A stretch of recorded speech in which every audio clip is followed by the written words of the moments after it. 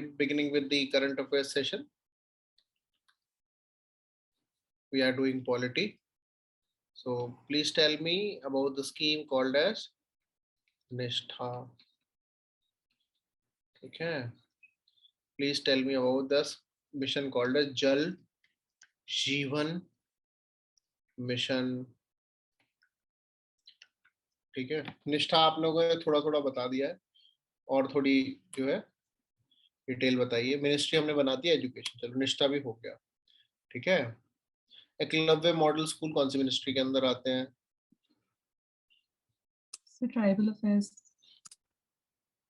Very good. है क्या ये? देखो आप लोगों ने सबने ना जब पढ़ा था किसी ने नहीं पूछा एकलव्य मॉडल स्कूल है क्या।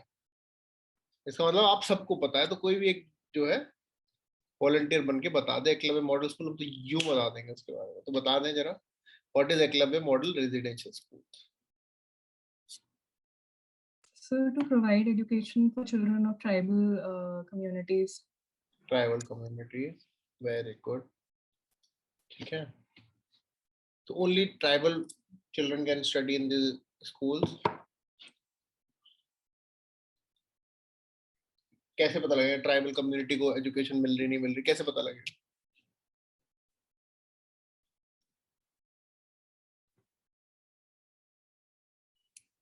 ठीक है, तो आज का देखो थिंग्स टू डू है, जब भी टुडे थिंग्स टू डू लिखेंगे, आज आपको पढ़ना है एकलव्य मॉडल स्कूल के बारे में। ठीक है, Eklavya model residential school. Question आ जाएगा तो क्या करेंगे? पता लगा वहां पे पेपर में तो लिख के नहीं आएगी, हम तो निष्ठा पढ़ के आए थे, निष्ठा पूछ लो, है ना। वहां पे पेपर में ये तो नहीं करेंगे। Very good. Jal Jeevan mission के बारे में बताएंगे, शाबाश। याद करने का तरीका भी बताया था। To provide tap waters to houses. To tap waters in rural areas. Very good. आगे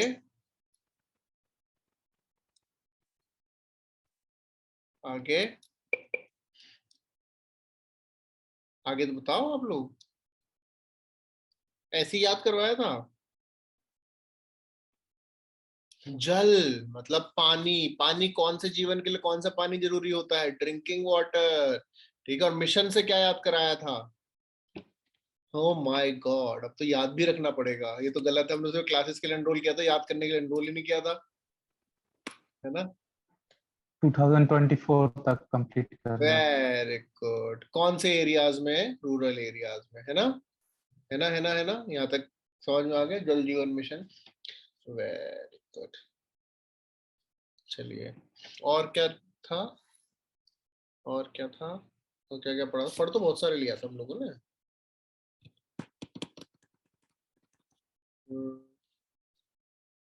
पंचायत से था कुछ, चलो धीरे धीरे याद आएगा, फिर पढ़ लेंगे।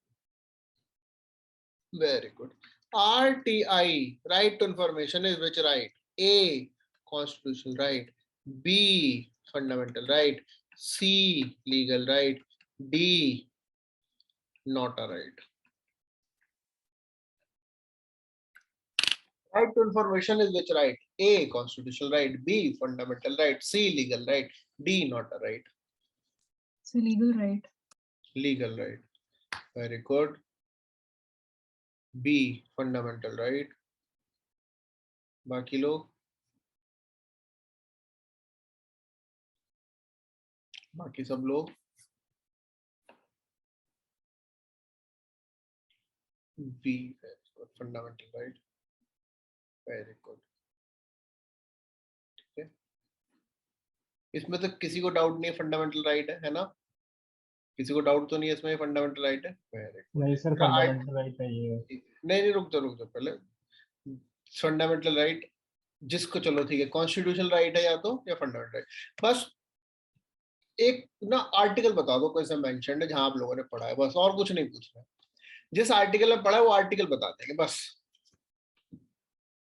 ठीक है, जिस आर्टिकल में पढ़ा है वो वाला आर्टिकल बता देंगे हमको, बस, और कुछ नहीं।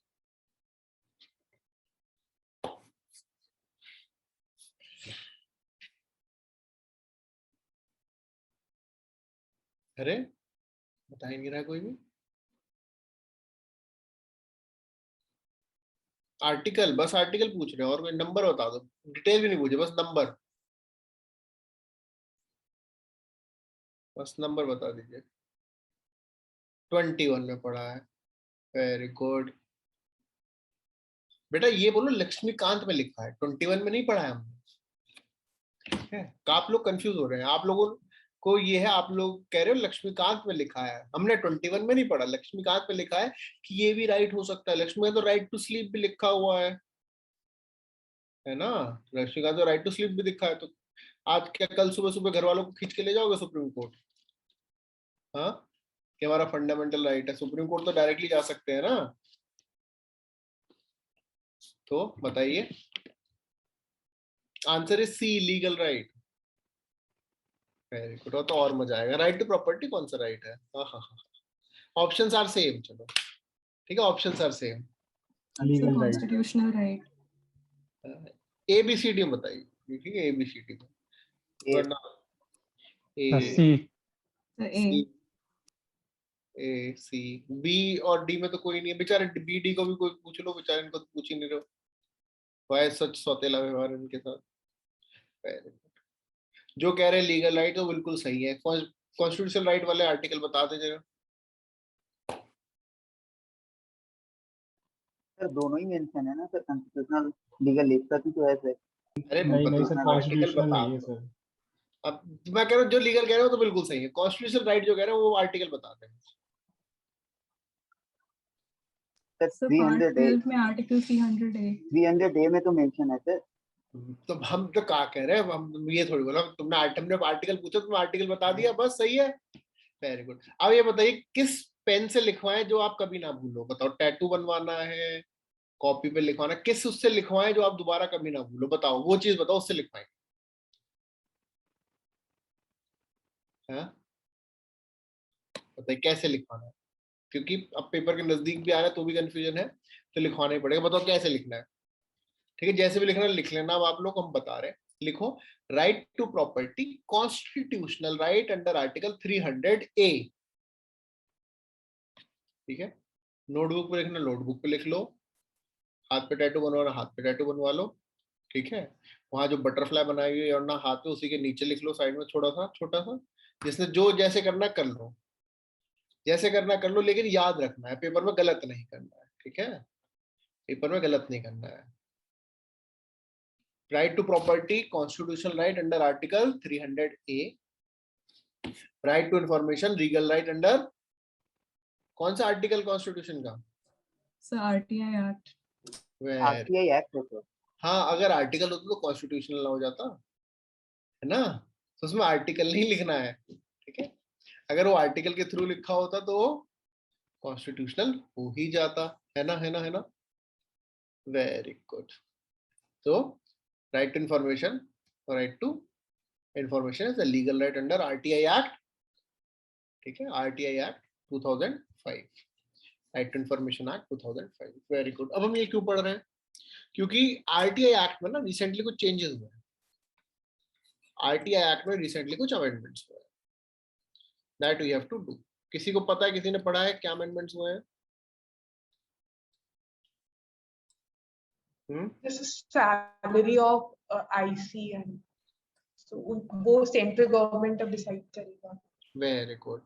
जो CIC information commissioners and chief information commissioner, उनकी सैलरी, उनकी टर्म और उनकी conditions of office, conditions of office now will be decided by the central government. जो आप लोगों की बुक में लिखा है उसको काट लीजिएगा। आप लोगों के पास, सबके पास 6th या 7th एडिशन लेटेस्ट होगा, है ना? 2019 तक का लेटेस्ट होगा, उसमें शायद ये सब अमेंडमेंट नहीं है। So with the recent amendments in the RTI Act, the salary and the term and the condition of the office will now be determined by the central government, ठीक है? इससे पहले क्या होता था ये भी पता होना जरूरी है, then only you will know। इससे पहले क्या होता था? The salary कैसी क्या थी उनकी सैलरी, मतलब क्या प्रोविजन थे सैलरी को लेकर? What were the So provisions? Election commissioners के इक्वल थी। Very good, it was equivalent to election commissioners and chief election commissioner. Term क्या थी? What was the 5 term? years. Very good, the 6 year term or 65 years. नहीं which are नहीं, earlier. 5 years, 5 years, ठीक है, 5 years। वो election commissioner 6 और 65 election commission के लिए, ठीक है, इट वाज 5 years। एंड ये जो इनकी पेंशन थी या ये और सब जो चीजें थी, ये if they were serving as the civil servant before, तो उन्हें कुछ पेंशन मिल रही होती, तो उनकी जो सैलरी में से वाली पेंशन उतनी कम हो जाती, लेकिन ये भी प्रोविजन रिमूव कर दिया है, ठीक है। Now everything will be that will be done with respect to the election information commissioner or chief information commissioner, that will be decided by the central government, ठीक है, that will be decided by the central government। क्या है, क्यों है, कितना है, that will be decided by the central government। ये हम लोगों को, ये हमारे पर्पस के बाहर है, क्योंकि सेंट्रल गवर्नमेंट अब कुछ भी डिसाइड करे, until unless you are from that department, आपका क्या मतलब है ना, है ना। Very good. हम क्यों पढ़ रहे हैं आरटीए से, हमें क्या मतलब है, हमें आरटीए से क्या मतलब बताओ, हमें क्या मतलब आरटीए से, ये बताइए, क्यों पढ़ रहे हैं हम आरटीए? इतने सारे एक्ट हैं, बोलो गाइस।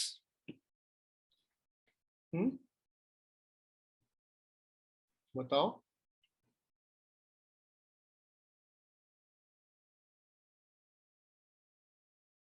नहीं बताएंगे, बिल्कुल भी नहीं बताएंगे, क्योंकि आपको जब तक हम पढ़ाएंगे नहीं, पता बिना पर्पस के पढ़ने के मन भी नहीं करेगा। कोई तो बता दो, कोई ऐसे मत करो, को बताओ, आप लोग ऐसे मत करो। सिलेबस देखा है मेंस का, जीएस पेपर 2 का देखा है? हाँ देखा है पक्का, उसमें आरटीआई अलग से मेंशन है, ठीक है।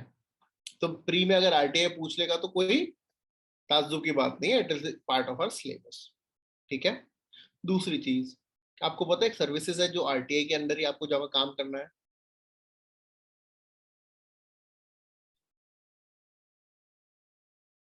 हाँ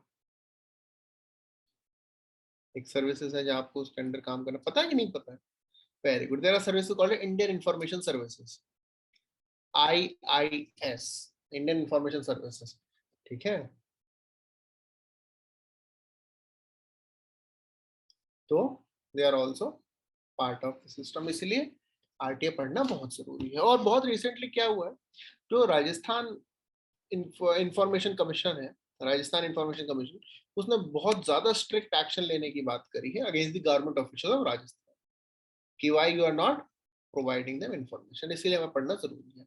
तो अब थोड़ा सा जो है आरटीए के बारे में जान लेते हैं, क्वेश्चन आ सकता है, क्वेश्चन आ सकता है, इसलिए let us know something about RTI, ठीक है। आरटीआई एक्ट है, it was passed in the year 2005, ठीक है, this was passed in the year 2005। There are 3 levels of institution, first is PIO, हर डिपार्टमेंट में या कहीं भी आप जब इंफॉर्मेशन डिमांड करते हैं, that is through the PIO, public information officer, every department has sir officer. फिर अगर आपको फर्स्ट टाइम पे information is not provided to you within 30 days, ठीक है, और अगर कोई बहुत जरूरी लाइफ और लिबर्टी की बात है तो 48 आवर्स, ठीक है, विद इन 48 आवर्स, ठीक है। तो उस कंडीशन में आपको इंफॉर्मेशन प्रोवाइड हो जानी चाहिए। If you could not get such permission within this stipulated time, then you can appeal to the first appellate authority, ठीक है। within 30 days अगर first appellate authority भी नहीं आपको रिप्लाई करती है, मैक्सिमम 45 days का टाइम है, अगर नहीं होता है तो you can go to the third appellate association, that is Central Information Commission। ये तो सिस्टम है, ठीक है। कुछ इंफॉर्मेशन नहीं रिवील कर सकते हैं, and that is given under the section 8 of RTI. तो क्वेश्चन ये आ सकता है, what is there in the section 8 of RTI? So RTI के सेक्शन 8 में वो वाली इंफॉर्मेशन है that can not be revealed. जैसे फॉर एग्जांपल अगर आप आरटीआई डालें कि tell us where are the nuclear weapons kept, तो ऐसा नहीं कि आपको आरटीआई दे देंगे, आप तो वेट करोगे, पहले 30 days नहीं आई इन्फॉर्मेशन, फिर वेट करोगे 30 days, फिर नहीं आई इन्फॉर्मेशन, फिर वेट करोगे 45 days, फिर नहीं आई इन्फॉर्मेशन, फिर क्या करोगे, वेट ही करते रहो। क्यों? क्योंकि when it comes to national security and sovereignty, there cannot be any RTI where there are national economic interest, there cannot be any RTI. Where the relations with respect to the foreign state, law enforcement and judicial process, cabinet and other decision making documents, trade secrets and commercial confidentiality, individual safety and personal privacy, इन सब चीजों पे आप RTI नहीं डाल सकते हैं, ठीक है, RTI नहीं डाल सकते हैं, समझ में आया? तो फॉर एग्जाम्पल आपने RTI डाली कि मेलोडी इतनी चॉकलेटी क्यों है, ठीक है, एक्लेयर्स में डाल दी कि बताओ, वो बताएंगे नहीं, कहेंगे हमारा ट्रेड सीक्रेट है, हम रिवील नहीं कर सकते, ठीक है, पब्लिक अथॉरिटी नहीं है वो, फिर भी they can deny giving you information, okay, very good. Public authority क्या होता है? तो it is provided under the section 2H of the RTI, any body established by the constitution, parliament, legislature और by notification of the government. इसके अंदर NGO भी आती है, एनी एनजीओ, ठीक है, which is having the government aid of more than 10 lakh, they are also considered as public authority, okay, very good. Private bodies जो आती हैं, जो एक्ट के अंदर आती हैं, वो बहुत लिमिटेड है, they are those who are having the share of government funding, ठीक है। Political parties are not in RTI, ठीक है, political parties are not under RTI। Chief justice of India का ऑफिस अब RTI के अंदर आते हैं, ठीक है, but not the judicial office, the administrative office, only the administrative office. समझ में आ गया? ये हमने आपको बता ही दिया कि अमेंडमेंट से क्या क्या चेंज हुआ है, this I have already told you, very good. यहाँ तक कोई दिक्कत, कोई टेंशन, कोई mention? Very good. Can a prime minister और can inquiry be initiated against a prime minister in Lokpal? Inquiry be initiated against a prime minister in Lokpal? Yes, sir. Very good, network members का support होगा तो very good. चलिए, there are no exceptions, there are no exceptions to initiate any inquiry against the prime minister in Lokpal. So there are, क्या क्या exception है? so international relations को लेके, security को लेके, external और internal दोनों, और external relations, external relations, ठीक है, तीन चीजें हैं, external relations, security and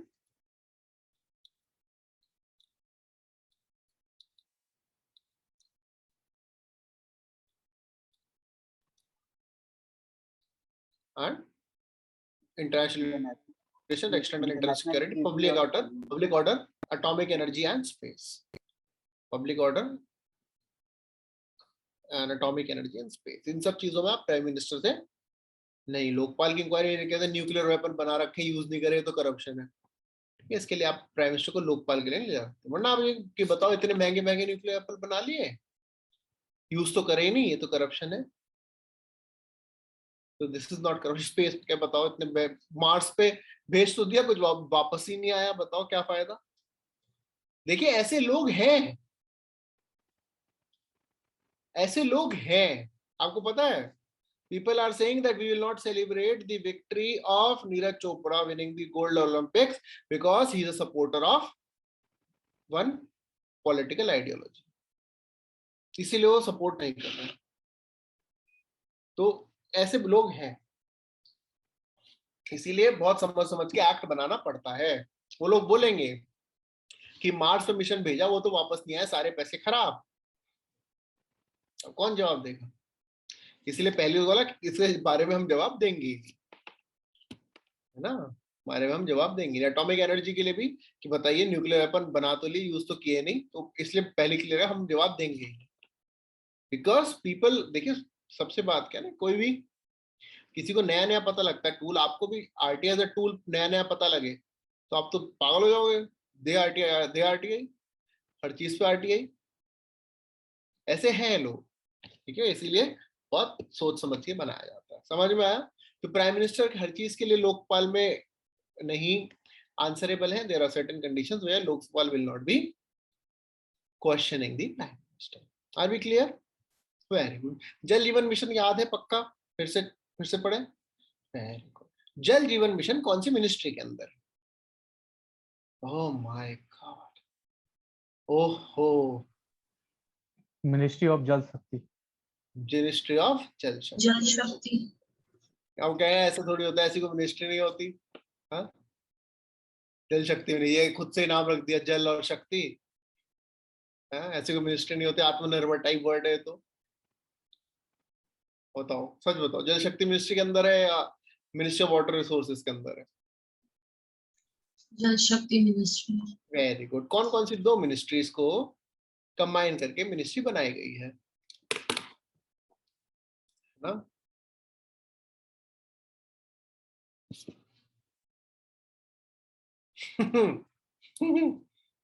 UPSC है यहाँ पे, कभी भी कुछ भी पूछा जा सकता है। क्या क्वेश्चन आ सकता है कि कौन सी दो मिनिस्ट्री कंबाइन? Very good. हम कहेंगे जल शक्ति तो पढ़ लिया था, ये तो पढ़ा ही नहीं, कंबाइन है, करंट अफेयर्स में पढ़ाया नहीं हमको ठीक से, है ना? बताओ कौन कौन सी दो मिनिस्ट्री को कंबाइन करके बनाएगी?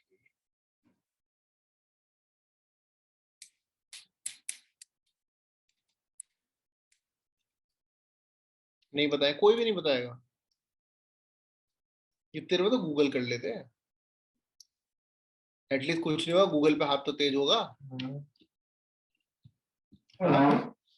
बताओ, अभी किसी ने नहीं चेक किया? थोड़ा देखो, अब तुम दिमाग लगाते हैं, नहीं आंसर पता, फटाक से गूगल कर लो, पता तो लग गया।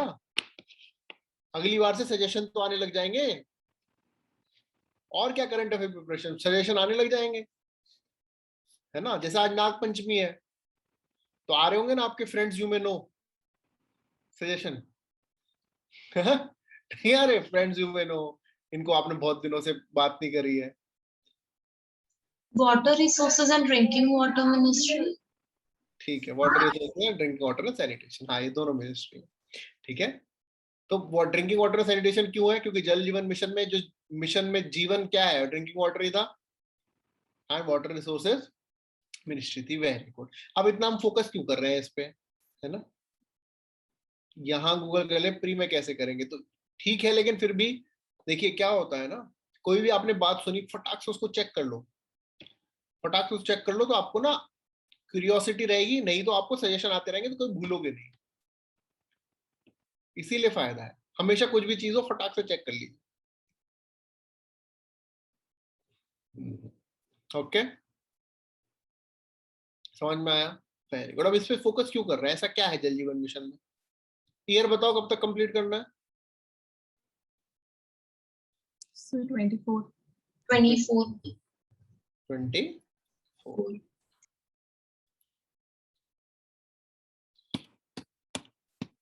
क्या इंडिया में वाटर क्वालिटी थोड़ी खराब है?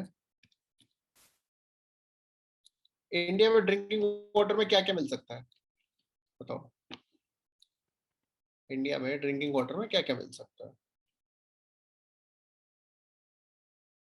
सोडियम, मैग्नीशियम, कुछ भी मिल सकता है, ये नहीं कि मतलब स्पार्कलिंग वाटर, ये सब नहीं। Tonic water, sparkling water, Bisleri, RO, Aquafina, ये सब नहीं।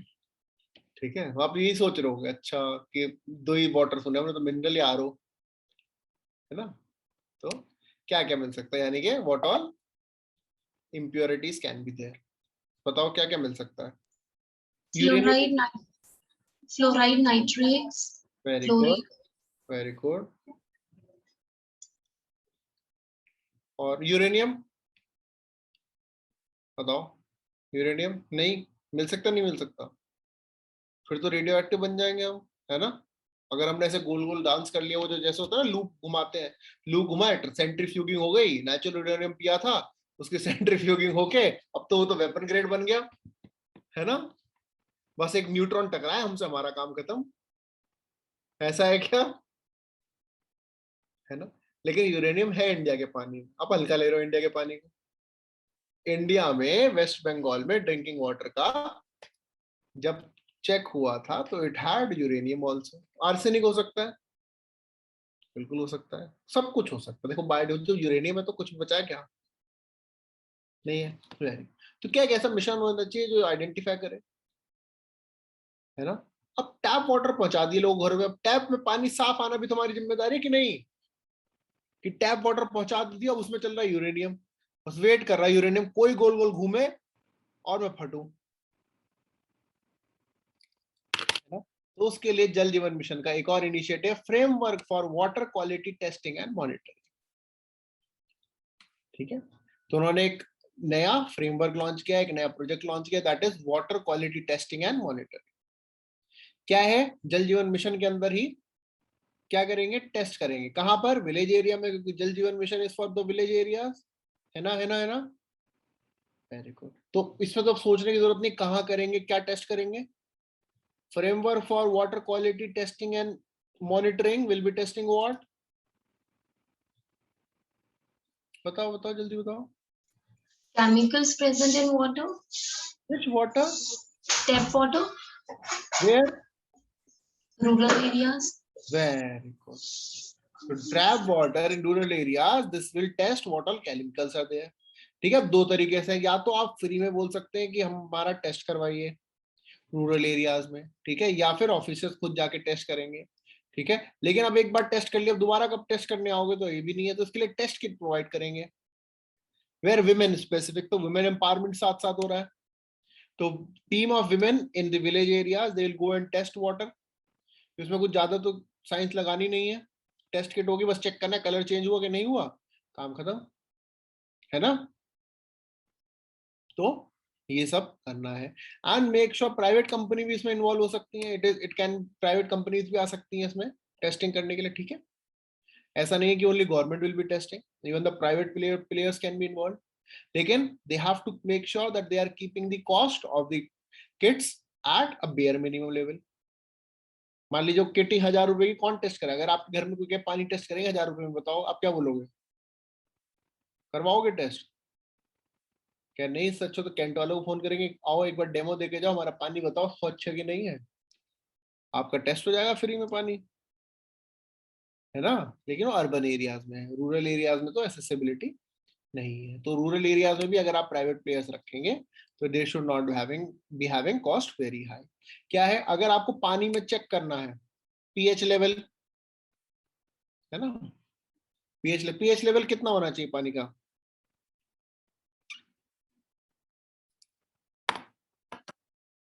7 न्यूट्रल होना चाहिए ना, बेसिक बल्कि अल्कलाइन ही होता है थोड़ा सा, 7 से 8 के बीच में होता है, 6 to 7 तो बेटा एसिडिक हो जाएगा ना। कभी पानी पीते पीते गले में लगा, हाँ लग गया, ऐसा फील हुआ है, हाँ बताओ, नहीं है ना, तो एसिडिक थोड़ा सा बेसिक की साइड होगा। तो पीएच लेवल चेक करें, टर्बिडिटी चेक करेंगे कि पानी चबा चबा के तो नहीं पीना पड़ रहा है, टर्बिड है कि नहीं है पानी, क्योंकि कभी कभी टर्बिडिटी इतनी ज्यादा हो जाती है, टर्बिडिटी समझ रहे हैं ना, पानी जो बहुत गाढ़ा हो जाता है ना, जो आपने देखा होगा एल्कलाइन, वो एल्गे जहां पर होता है वहां बहुत टर्बिड हो जाता है पानी।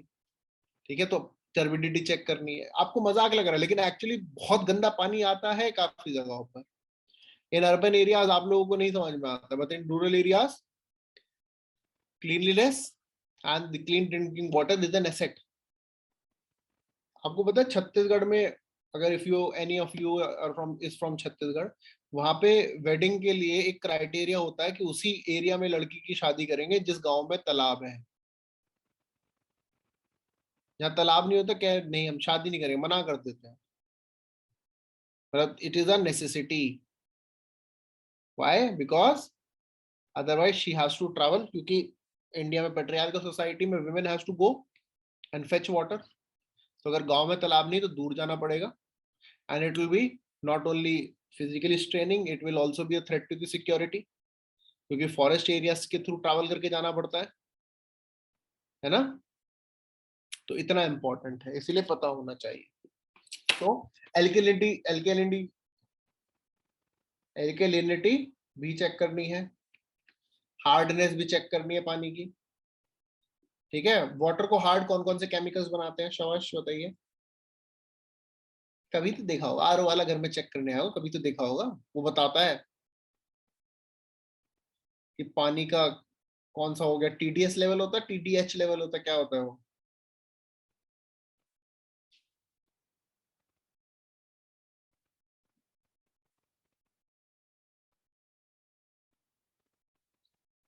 हाँ हार्डनेस कैसे बढ़ती है पानी की, कौन से एलिमेंट्स होते हैं वाटर में अगर हार्डनेस बढ़ती है? ये सब क्वेश्चन आए हुए पता पास्ट ईयर में. What elements? Someone is saying that the water is hard. It may contain which all elements? बताओ. So magnesium carbonate या And? calcium. Calcium carbonate and magnesium. मतलब Calcium magnesium and calcium. ठीक है. Carbonates of magnesium and calcium. अगर जो hard water होता है. Okay? ये भी पता होना चाहिए आपको. इसके लिए 50 रुपए. This is the cost they have kept. अगर आपको टेस्ट करना है क्लोराइड, सल्फेट, आयरन, उसके लिए कॉस्ट 50 ईच. अगर आपको टेस्ट करना है आपके पानी में आर्सेनिक, फ्लोराइड, नाइट्रेट और कॉलीफॉर्म बैक्टीरिया तो नहीं है. कॉलीफॉर्म बैक्टीरिया कौन सी बीमारी करता है?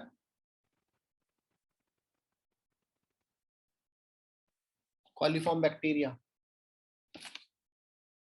बताओ. Food poisoning. फूड पॉइजनिंग और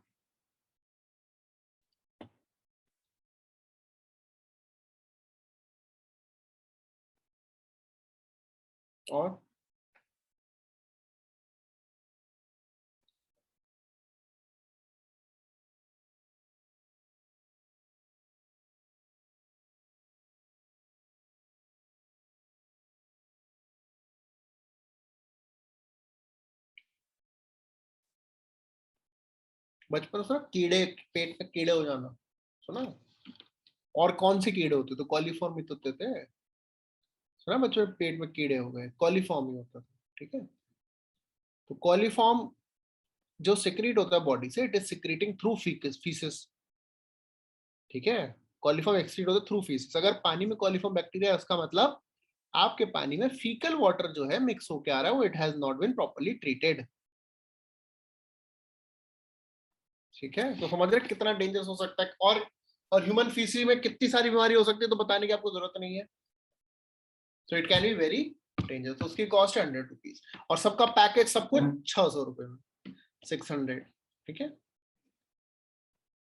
24 आवर्स में इसकी रिपोर्ट आनी चाहिए, है ना. 24 आवर्स केमिकल्स की 24 आवर्स में एंड बायोलॉजिकली 48 आवर्स. ठीक है. ये इंपॉर्टेंट जल जीवन मिशन का पार्ट है. इसलिए जल Jeevan mission is now important for 2 reasons. Clear? But sir, rural areas में 600 भी थोड़ा सा ज्यादा नहीं है.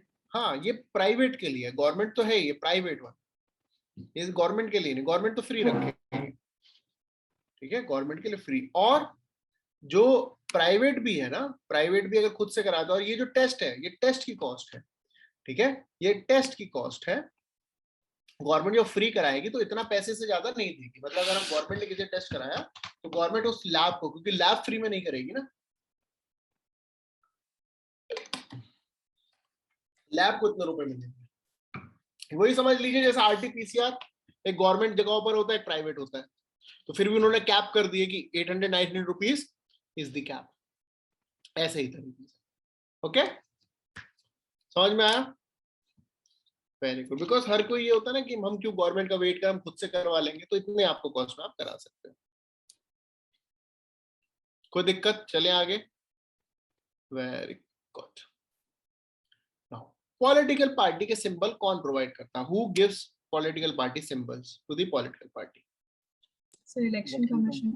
Very good. Election commission of India. अगर ऐसा हो जाए कि दो पार्टी, जैसे फॉर एग्जांपल एक पार्टी थी पॉलिटिकल पार्टी, वो दो में डिवाइड हो गई. ठीक है. दो में डिवाइड हो गई, जैसे सीपीआई और सीपीआई मार्क्सिस्ट.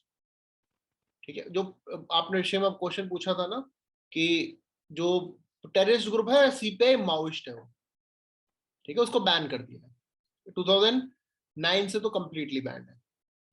उनको एक बार इलेक्शन लड़ने का मौका दिया था. ठीक है. इलेक्शन लड़ने का मौका दिया 2005 में, लेकिन उनकी इलेक्शन कैंपेनिंग बहुत डेंजरस थी. ठीक है.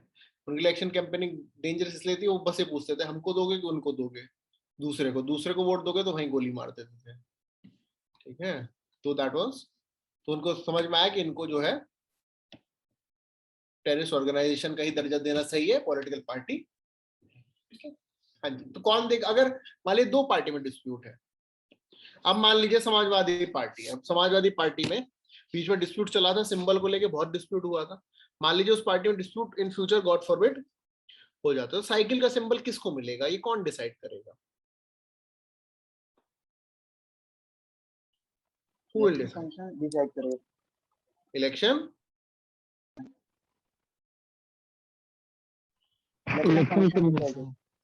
इलेक्शन कमीशन, बस यही क्वेश्चन आया हुआ है और ये भी आ सकता है। Election commission will be deciding authority.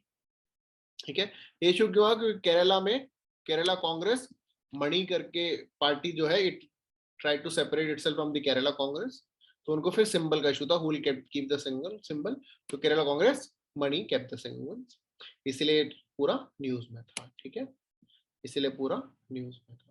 अब ये सिंबल कैसा होता है कि आप पॉलिटिकल पार्टी का अगर आपका सिंबल डिसाइडेड है, you can contest election with that symbol all over the place, तो it will be a representative. क्यों? क्योंकि not everyone is well red.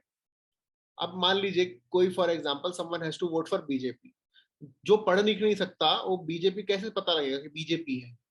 वो सिंबल से आइडेंटिफाई करते हैं, इसलिए सिंबल की बहुत ज्यादा वैल्यू। सिंबल की बहुत ज्यादा वैल्यू इसलिए because there are so many people who can not read and write, तो वो सिंबल देख के समझ पाते। अब सिंबल देखने की तो पढ़ा लिखा होने की जरूरत नहीं है ना, सिंबल देखने की तो पढ़ा लिखा होने की जरूरत नहीं है, क्या है बताओ? दिमाग में आ रहा होगा, अरे जब तक पढ़े लिखे पता कैसे लगा ये तो लोटस है ना, है ना? सो वो तो कैंपेनिंग में ही दिखा देंगे। पता लगा ना क्या लोटस है, मैं तो बस वोट करने के लिए पता लग रहा है ऐसा है। अगर आपका सिंबल हो मान लीजिए एक स्ट्रेट लाइन, तो आपको क्या मतलब वो लाइन है क्या है? भाई ऐसा सीधा जो ऐसा डिजाइन बना होगा वो हमारा सिंबल है। ठीक है, वो हमारा सिंबल है। समझ में आ गया? Very good. चलिए, नन ऑफ द अबव के बारे में सुना? नोटा क्या होता है? नोटा फुल फॉर्म मत बताइएगा। None of the above sir जब किसी भी पार्टी को वोट नहीं करना है तो none of them is deserving का एक वोट डाल देते हैं। Very good. Why NOTA is provided? Why the option is NOTA is provided? ये क्वेश्चन पता नहीं क्यों, मैं बहुत सालों से लग रहा है आएगा, जरूर आएगा, कभी ना कभी आएगा, लेकिन ये नहीं पता क्यों आएगा। What is the purpose of providing NOTA? First option, so that people can choose not to vote for anyone. First option. Second option, to protect the privacy of the voter. Third option, to include दो ही option, दो में से बता दीजिए, तीसरा बन नहीं रहा। One only, two only, both none. Sir NOTA तो इसकी सर नोटा इसकी जो स्कीम से अगर आप नहीं दो तो आपकी वोटर आईडी कार्ड कैंसिल कर देते हैं, इसलिए नोटा का यूज करते हैं ना। जिनको देने की इच्छा सर, 3 बार अगर इलेक्शन में आप वोट नहीं दे रहे हो तो इलेक्शन कमीशन कैंसिल कर देती है ना सर। ऐसा कहाँ पढ़ा वोटर कार्ड? नहीं तो पूछ रहे हैं सर, नहीं तो पूछ रहे हैं सर आप। नहीं ऐसा कुछ नहीं। वैसे 15 साल तक कर क्या रहे थे अगर वोट? पहले भी नोटा होता था, उसके लिए वो वहाँ से फॉर्म लेना पड़ता था, तो वो वहाँ पे प्राइवेसी कैंसिल हो, हमारी नहीं प्राइवेसी नहीं रहती, तो उसी लिए नोटा इंट्रोड्यूस किया। Very good. तो नोटा का पर्पस दोनों है। पहला तो if you choose not to vote for, दोनों में से एक नहीं है, दोनों ही है। First, if you choose not to vote for any candidate, that is the purpose, but it is already available. अब बस एक बटन ईवीएम में बटन एडिशनल आ गया है, and it is to protect the privacy of the voter. ठीक है, it is to protect the privacy of the voter. Now if you are contesting or if you are voting in the election and every candidate you feel who is participating is not deserving and you vote for nota, सबने ऐसा किया। ठीक है, now out of 1000 votes nota got 850 votes, other candidate got मतलब out of 150 बाकी सारे but गए। तो कौन जीतेगा? सर जिसको मैक्सिमम वोट्स मिले हैं, जिसको मैक्सिमम वोट्स मिले, है ना? लेकिन 850 पीपल ने क्या चूज किया? नोटा। तो बस यही अब सुप्रीम कोर्ट ने सेंटर को बोला है कि then what is the point of providing NOTA when maximum number of people they do not agree with any of the candidate that these political party are including in their elections, then what is the point of including nota? It means the constituency is unhappy. and the elections are for the people, they are not for the sake of merely doing a formality. अरे जब लोग खुश नहीं है, लोग नहीं चाहते, तो फिर इलेक्शन की फॉर्मेलिटी क्यों कर रहे हो? या तो मत ही करो, इलेक्शन बंद कर दो, और कर रहे हैं तो choose what the people want. तो सुप्रीम कोर्ट ने सेंटर को बोला है कि इसके बारे में कुछ आप करके दिखाएं, ठीक है। अब कुछ एग्जांपल्स भी हैं इसमें, जो महाराष्ट्र है, महाराष्ट्र में if NOTA emerges winner, if NOTA emerges winner local body में, तो फ्रेश इलेक्शंस होंगे, ठीक है। अगर नोटा को सबसे ज्यादा वोट मिलते हैं तो फ्रेश इलेक्शन होंगे। हरियाणा में भी ये डिमांड है, ठीक है, हरियाणा में भी यही डिमांड है दैट इफ म्युनिसिपैलिटी में NOTA wins the fresh election will be there, and जिस भी कैंडिडेट को नोटा से कम वोट मिले हैं their candidature will be cancelled, otherwise दोबारा फिर वही होगा। अगर उन्होंने बोला कि हमारे तो ये कैंडिडेट, ये तो नहीं हटेंगे, फिर दोबारा वोट करें, फिर नोट आएगा, फिर वोट करेंगे, फिर कैंसिल होगा, फिर वोट करेंगे, ऐसे तो साइकिल चलता रहेगा। इसलिए हरियाणा में ये भी डिमांड है कि अगर ये डिमांड्स है, महाराष्ट्र में स्टेट इलेक्शन कमिश्नर ने बोल दिया है दैट फ्रेश इलेक्शन होंगे लोकल बॉडी पोल्स में। हरियाणा में it is still under discussion, ठीक है, स्टिल अंडर डिस्कशन, ठीक है।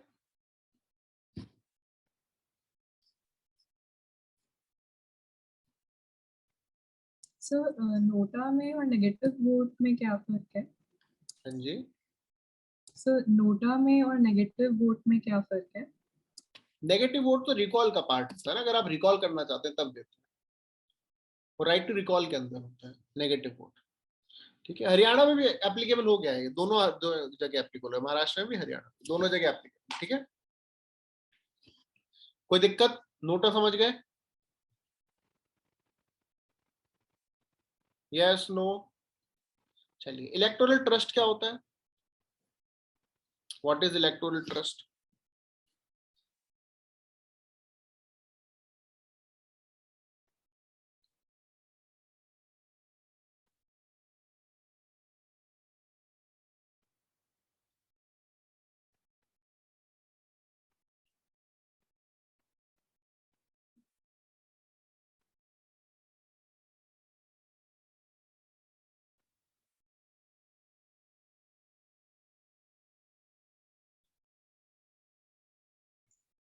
Sir, it is a non-profit organization that receives bonds or the funds for the political parties. Very good.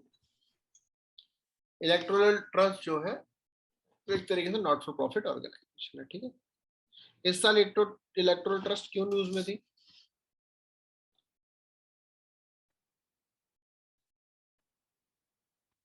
Why electoral trust was in news? कुछ याद हो, कुछ थोड़ा सा, बहुत साल हो गए वैसे तो, खैर बहुत पुरानी बातें पूछ रहे हैं, लेकिन फिर भी कुछ भी याद हो तो बताओ।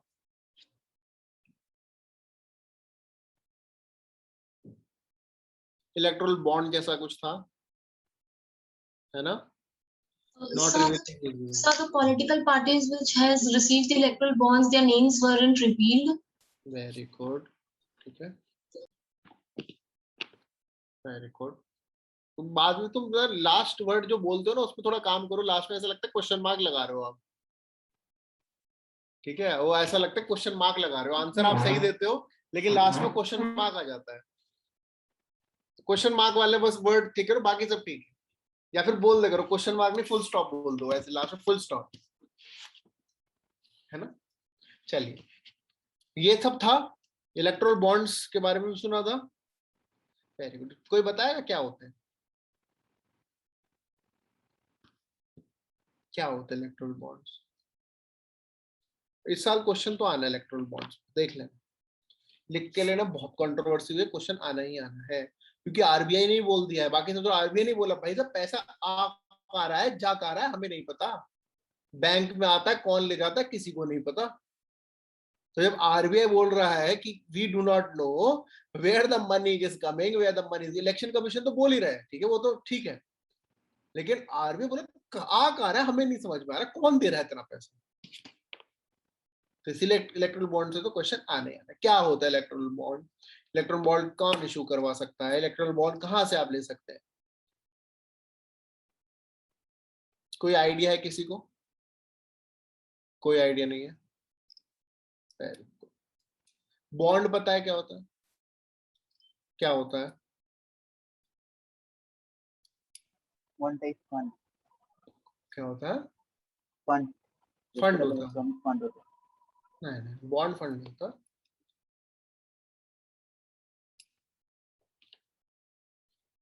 बॉन्ड फंड नहीं होता।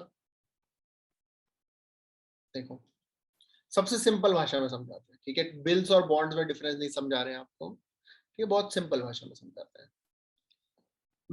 आपने हमको पैसे दिए, ठीक है? आपने हमको पैसे दिए, कितने भी एक्स वाई, मान लो 1000 रुपए दिए, और हमने एक कागज पे आपको लिख के दे दिए कि 1000 रुपए, ठीक है? 1000 रुपए। अब आपने हमें पैसे दिए, हमने आपको 1000 रुपीज दे दिए। अब आपके पास वो 1000 रुपीज जो है एक तरीके से एक बॉन्ड है जो हमने साइन करके दिया है कि हाँ इनके पास 1000 रुपीज है। अगर आप मान लीजिए उसी बैंक में चले जाते हैं जिसका हमने पेपर आपको दिया है, तो आपको 1000 रुपीज दे देंगे। या उस बॉन्ड पे लिखा है डिस्काउंट टू फेस वैल्यू, तो आपने 950 हमें दिए और वो आपको 1000 दे देंगे। उस पर इंटरेस्ट लिखा है तो इंटरेस्ट भी दे देंगे। मतलब bond is just like a financial instrument in the form of a promise, इसलिए उसको प्रॉमिसरी नोट भी बोलते हैं, ठीक है? इसलिए उसको प्रॉमिसरी नोट भी बोलते हैं, दिस टाइप ऑफ प्रॉमिसरी। अच्छा, पेपर में क्वेश्चन आ सकता है, पी नोट्स क्या होते हैं? P notes, what R P notes? P note सुना है? पी नोट सुना है, क्या होते हैं?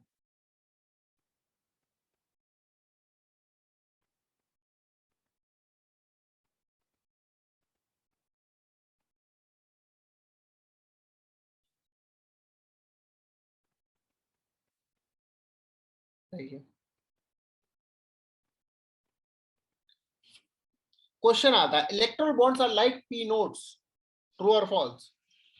False sir. फॉल्स, क्यों? सर पी नोट्स में फॉरेन इन्वॉल्वमेंट होता है, मतलब फॉरेन क्रेडिट के लिए होता है वो।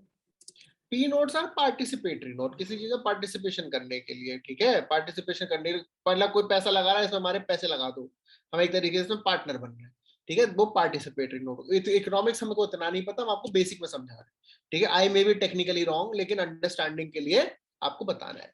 Erectile bonds are promissory notes, they are not. अब ये मत सोचना अच्छा प्रोमिसरी की शॉर्ट फॉर्म पी नोट्स लिख दी, क्योंकि यूपीएससी 2019 में क्वेश्चन पूछ चुका है व्हाट आर पी नोट्स, जिसमें participatory note and promissory note दोनों ऑप्शन था। यूपीएससी पास ईयर में पार्टिसिपेटरी एंड प्रोमिसरी नोट दोनों ऑप्शन था, यानी कि क्वेश्चन पूछा जा सकता है that electoral bond is a P note, तो नहीं होगा। तो अब इलेक्ट्रॉन बॉन्ड्स के बारे में हमें नहीं पता, तो इलेक्ट्रॉन बॉन्ड्स के बारे में जानते हैं, ठीक है? अब for example you are a supporter of a political party X, ठीक? नहीं, यार आप supporter of political party A, है ना? कह रहे सपोर्टर की बात करो, जान है हमारी, ऐसा ना? एक्स तो इसलिए कंफ्यूज हो जाते हैं, तो इसीलिए ए। तो supporter is of A political party. अब आपको पैसे देने हैं पॉलिटिकल पार्टी को, आपको देने हैं पैसे, एंड आपको कैश में 2000 अलाउड है अब तो यू वांट टू पे, तो आप क्या करोगे? आप बैंक में जाओगे। किसी बैंक में जा सकते हैं? नहीं, सिर्फ एसबीआई। कभी भी जा सकते हैं? नहीं, हर क्वार्टर के 15 दिन, ठीक है? Only 10 days of every quarter, ठीक है? 10 days ऑफ एवरी क्वार्टर सिर्फ एसबीआई में जा सकते हैं, 10 days ऑफ एवरी क्वार्टर। पैसे लेके जाएंगे, ठीक है? उनसे बोलेंगे इलेक्ट्रल बॉन्ड दीजिए हमें, कितने कितने का? It can be in the multiple of 1000, 10,000, 1 lakh, 1 crore, ठीक है? इस रेंज तक ले सकते हैं। मान लो आपको डोनेशन देना है 1 करोड़, वो 10 करोड़ का, तो हमारे 10 इलेक्ट्रल बॉन्ड्स दीजिए, ठीक है? 10 इलेक्ट्रल बॉन्ड्स हैं। आप क्या करेंगे? आपने उनको पेमेंट कर दी, ठीक है? उसके बाद आप क्या करेंगे? कुछ नहीं, जिस भी पॉलिटिकल पार्टी को आप वोट देना चाहते हैं उस पॉलिटिकल पार्टी को इलेक्ट्रल बॉन्ड जाके दे दीजिए। अब वो पॉलिटिकल पार्टी उसको कैश कर देगी, आपका डोनेशन हो गया, एंड दैट इज लीगल। कोई इसमें ब्लैक मनी इन्वॉल्व नहीं है, क्योंकि आपके बैंक अकाउंट से ट्रांसफर होगा, डिजिटली दे, इसमें कैश नहीं दे सकते आप, इट इज डिजिटली, ठीक है? कौन दे सकता है? Any Indian resident, any Indian resident. ठीक है, तो अब समझ लीजिए क्या होता है electoral bond. Electoral bond is a promissory note. ठीक है, it is a promissory note where an individual or party will allowed to purchase these bonds digitally or through check, not through cash. Bonds are issued in the multiple of 1,000, 10,000, 1 lakh and 1 crore. Only branches of SBI or not any other bank. The donor has to be KYC compliant and can purchase the bond and then donate them to the party or individual of their choice. I have already told you that. These bonds are not available every time. They are available on the first day, 10 days of every quarter. ठीक है, and only not any party can, ऐसा तो नहीं आप खुद ही bond बनाए, खुद ही अपने आप को 10 करोड़ किया, खुद ही एक पॉलिटिकल पार्टी आपने रजिस्टर कर ली, ठीक है, और अपने आप को आपने डोनेशन किया, नहीं, it is for those parties which are, बहुत अच्छे समझिए वरना तो ब्लैक मनी कितना मस्त होगा। मान लीजिए भारतीय अपनी पार्टी नाम रख लिया आपने, है ना, या भारतीय आम पार्टी या भारतीय आम कांग्रेस, ऐसे मिक्स करके नाम रख लिए, खुद को 10 करोड़ दे दी, खुद ही खुश, 10 करोड़ पे आपका टैक्स भी नहीं लगा। ठीक है, तो those political party which are registered, कौन से एक्ट के अंदर रजिस्टर्ड होती है political parties? So RPA. Which RPA? 1950, 1951? 1951. 1951, 50 के अंदर नहीं, 2 एक्ट हैं, याद रखिएगा, पेपर में पता लगा सब कुछ सही है, सब कुछ देखा, 50, 51 नहीं देखा और गलत करके आ गए। 2 एक्ट हैं आरपीए, अगर ऐसे 50 क्यों देगा वो, ये दिमाग में आ रहा होगा। There are 2 RPAs, representation of people act 1950, representation of people act 1951। ठीक है, 1950 1951, इसलिए हमें बहुत अच्छे से पता होना चाहिए। ओके, समझ में आया? 51 तो पढ़ा है, 50 क्या है एग्जैक्टली? 50 पढ़ा है तो याद करो, पॉलिटी की क्लास में याद है, 50 में 3 चीजें बताई थी, इलेक्टोरल रोल बनेगा, क्वालिफिकेशन ऑफ वोटर डिसाइड हो, बहुत साल पहले, याद करो, है ना, है ना, डिलिमिटेशन कमीशन भी उसी के अंदर है। हाँ, अब याद आ गया। ठीक है, तो वो political party which is registered under section 29A of RPA 1951 and has secured at least 1% of the votes polled in the most recent general election or assembly election. मतलब एक बार कंटेस्ट होना चाहिए और एटलीस्ट 1% वोट, ये नहीं आज party बने कल अपने आप को 10 करोड़ डोनेशन देके आ गए। ठीक है, तो it is not black money, बहुत अच्छे समझिए, it is not black money, it is not for any other purpose, it is dedicated to the political parties, unconstitutional नहीं है ये।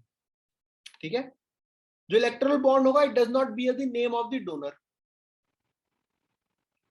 Electoral bond does not bear the name of the donor, इसीलिए electoral trust they were not revealing the name. उनसे पूछा किसने दिए पैसे, कह रहा हमें नहीं पता, क्या बता दो, कह रहे पता ही, नाम ही नहीं लिखा, क्योंकि नहीं लिखा होता उस पर। ठीक है, यहां तक समझ में आया? Very good, very good. इससे ज्यादा प्री के लिए इंपॉर्टेंट नहीं है, लेकिन अगर आप इसको थोड़ा डिटेल में जानना चाहते हैं तो एक वीडियो है एडुब्रिज IAS पे इलेक्टोरल बॉन्ड्स के ऊपर particularly, you can go and watch that video, very insightful video जो आपको आगे भी हेल्प करेगा। ठीक है, समझ में आया? Yes, no? तो जब ऑलरेडी वीडियो है तो उसमें क्यों डिटेल में हम डिस्कशन में जाएं? आगे चले, कोई दिक्कत, कोई टेंशन, कोई मेंशन? एक क्वेश्चन दे रहे हैं आपको, ग्रुप पे शेयर कर रहे हैं, इसका आंसर बताइए। ठीक है, एक क्वेश्चन ग्रुप पे शेयर कर रहे हैं, आप लोग आंसर बताइएगा, बहुत ही मस्त क्वेश्चन है, one of the tough questions. हमने भी ढूंढा था, कल ही एक स्टूडेंट ने पूछ लिया और आज काम आ गया। ठीक है, आज काम आ गया।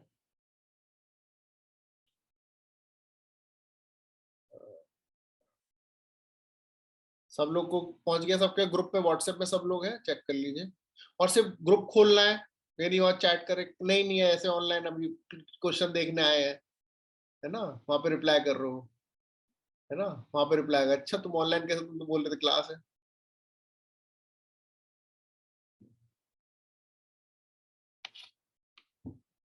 B sir.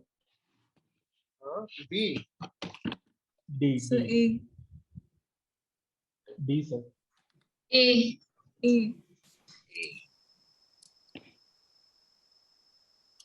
Very good, A बोल रहे हैं सब लोग, बाकी लोग क्या बोल रहे हैं? B. Sir D D. CAPF का क्वेश्चन है हाँ और डी है बाइंडिंग ऑल, और सारे सुप्रीम कोर्ट का जो डिसीजन होता है सब पे बाइंडिंग होता है। 41 44 स्टेटमेंट 1 भी ठीक है। बिल्कुल सही है, नॉट करेक्ट पूछा है लेकिन। अच्छा ठीक है, नॉट करेक्ट। तुम जल्दबाजी के मार्क्स काटेगा यूपीएससी तुम्हारे, देखना, पता होने के बावजूद गलती कर रहे हो। आप सब आंसर ए पे एग्री कर गए हैं?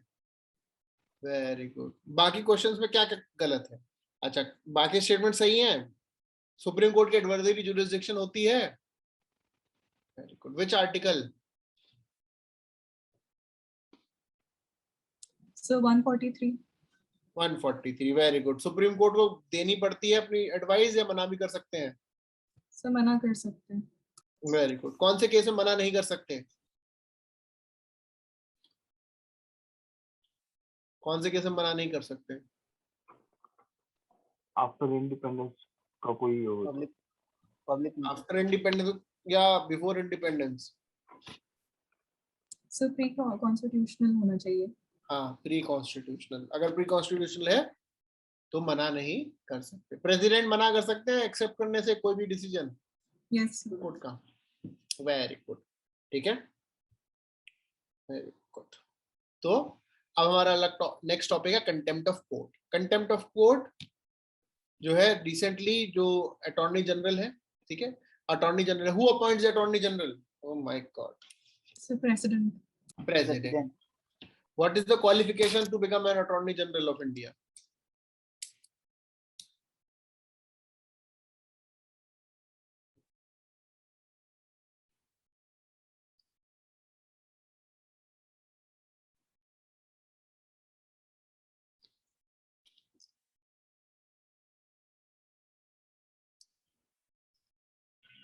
eminent jurist according to the president.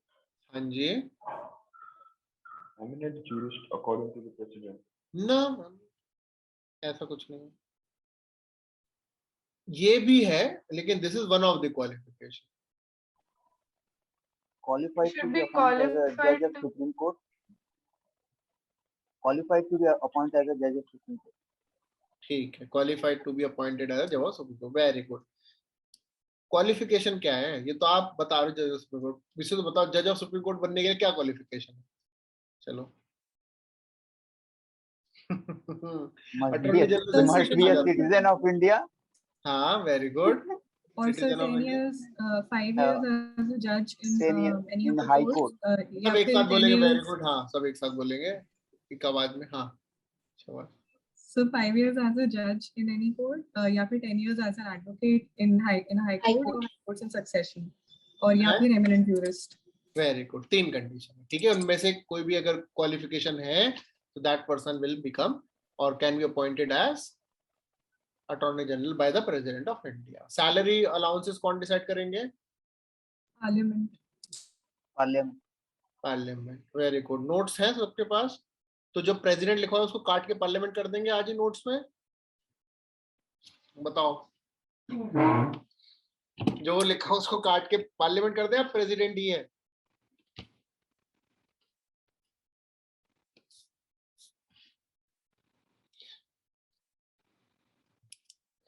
किसे लगा था अटॉर्नी जनरल तो भाई याद है और हमेशा छोड़ देते थे, ये तो कर लेंगे, याद है हमको। कितने लोग अटॉर्नी जनरल को प्रिवाइज करते हुए यही सोचा था, ये तो याद है हमको। तो इसका आंसर सुप्रीम कोर्ट के जज का दिया था। अच्छा, उसका जज सुप्रीम कोर्ट के जज का दिया था, ठीक है। और पार्लियामेंट डिसाइड करेगा salary and allowances? Attorney general की कौन डिसाइड करेंगे? प्रेसिडेंट। प्रेसिडेंट। अटॉर्नी जनरल के सब कुछ प्रेसिडेंट डिसाइड करेंगे, कब आ रहे हैं कब जा रहे हैं, एंड जिनका रिमूवल भी under the warrant of hand and seal of president है, यानी कि can be removed from the office any time. Very good. तो अटॉर्नी जनरल ने contempt of court proceeding against the MP Rahul Gandhi, contempt of court proceedings के लिए मना कर दिया था, ठीक है, मना कर दिया था। इसका मतलब कंटेम्प्ट ऑफ कोर्ट पे क्वेश्चन आने के चांसेस ज्यादा है। अटॉर्नी जनरल पे क्वेश्चन जो आ सकते हैं हम लोगों ने कवर कर लिए हैं। अच्छा, एक चीज और बता दी, an attorney general of India can not practise privately in any court of India. Private practice, very good, they can practise. बहुत अच्छे से ध्यान रखिएगा, दे कैन प्रैक्टिस। यहां तक समझ में आ रहा है? Very good. Contempt of court, contempt of court is mentioned under article 129 and contempt of court act 1971, ठीक है, contempt of court 129 मतलब court of record 129 and contempt of court act 1971। समझ रहा है? समझ में आ रहा है आपको? अब देखिए न्यूज में आया है, सीएपीएफ में क्वेश्चन पूछ लिया इस साल, इसी साल का क्वेश्चन है ये, 8 अगस्त का, है ना Rahil? Yes sir. Very good. आप मन में ये तो नहीं कह रहे कि क्यों 9 अगस्त से क्लासेस शुरू करी, अगर 1 अगस्त से शुरू हो जाती तो पहला क्वेश्चन सही हो जाता, है ना?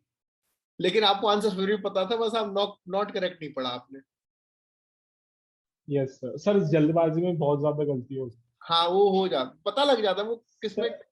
हाँ इसका भी बॉर्डर पे ही था सर, बट जल्दबाजी में घर आके देखा तो 8 क्वेश्चन मेरी सिर्फ रश में गलत हुआ है। आपने एक और क्वेश्चन भी भेजा था ना शायद चेक करने के लिए, मैं उस टाइम। Yes sir. सर वो ऑल रिकॉर्ड्स वाला था, रिकॉर्ड ऑफ कोर्ट। अरे रुको ना, यही क्वेश्चन हमारे पास कल आया है, पूरा क्वेश्चन भेज देता, आपने तो आधा भेजा है ना। ऐसे एक्चुअली स्टेटमेंट तो पूरा क्वेश्चन भेजा करो आप लोग। अंडरस्टूड था सर। हाँ पूरा क्वेश्चन भेजा करो बिना उसके। यही क्वेश्चन था ना, ये आपने भी भेजा, यही हमारे पास भी आया है।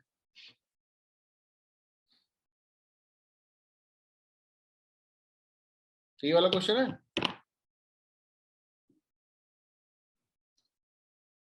Yes sir. हाँ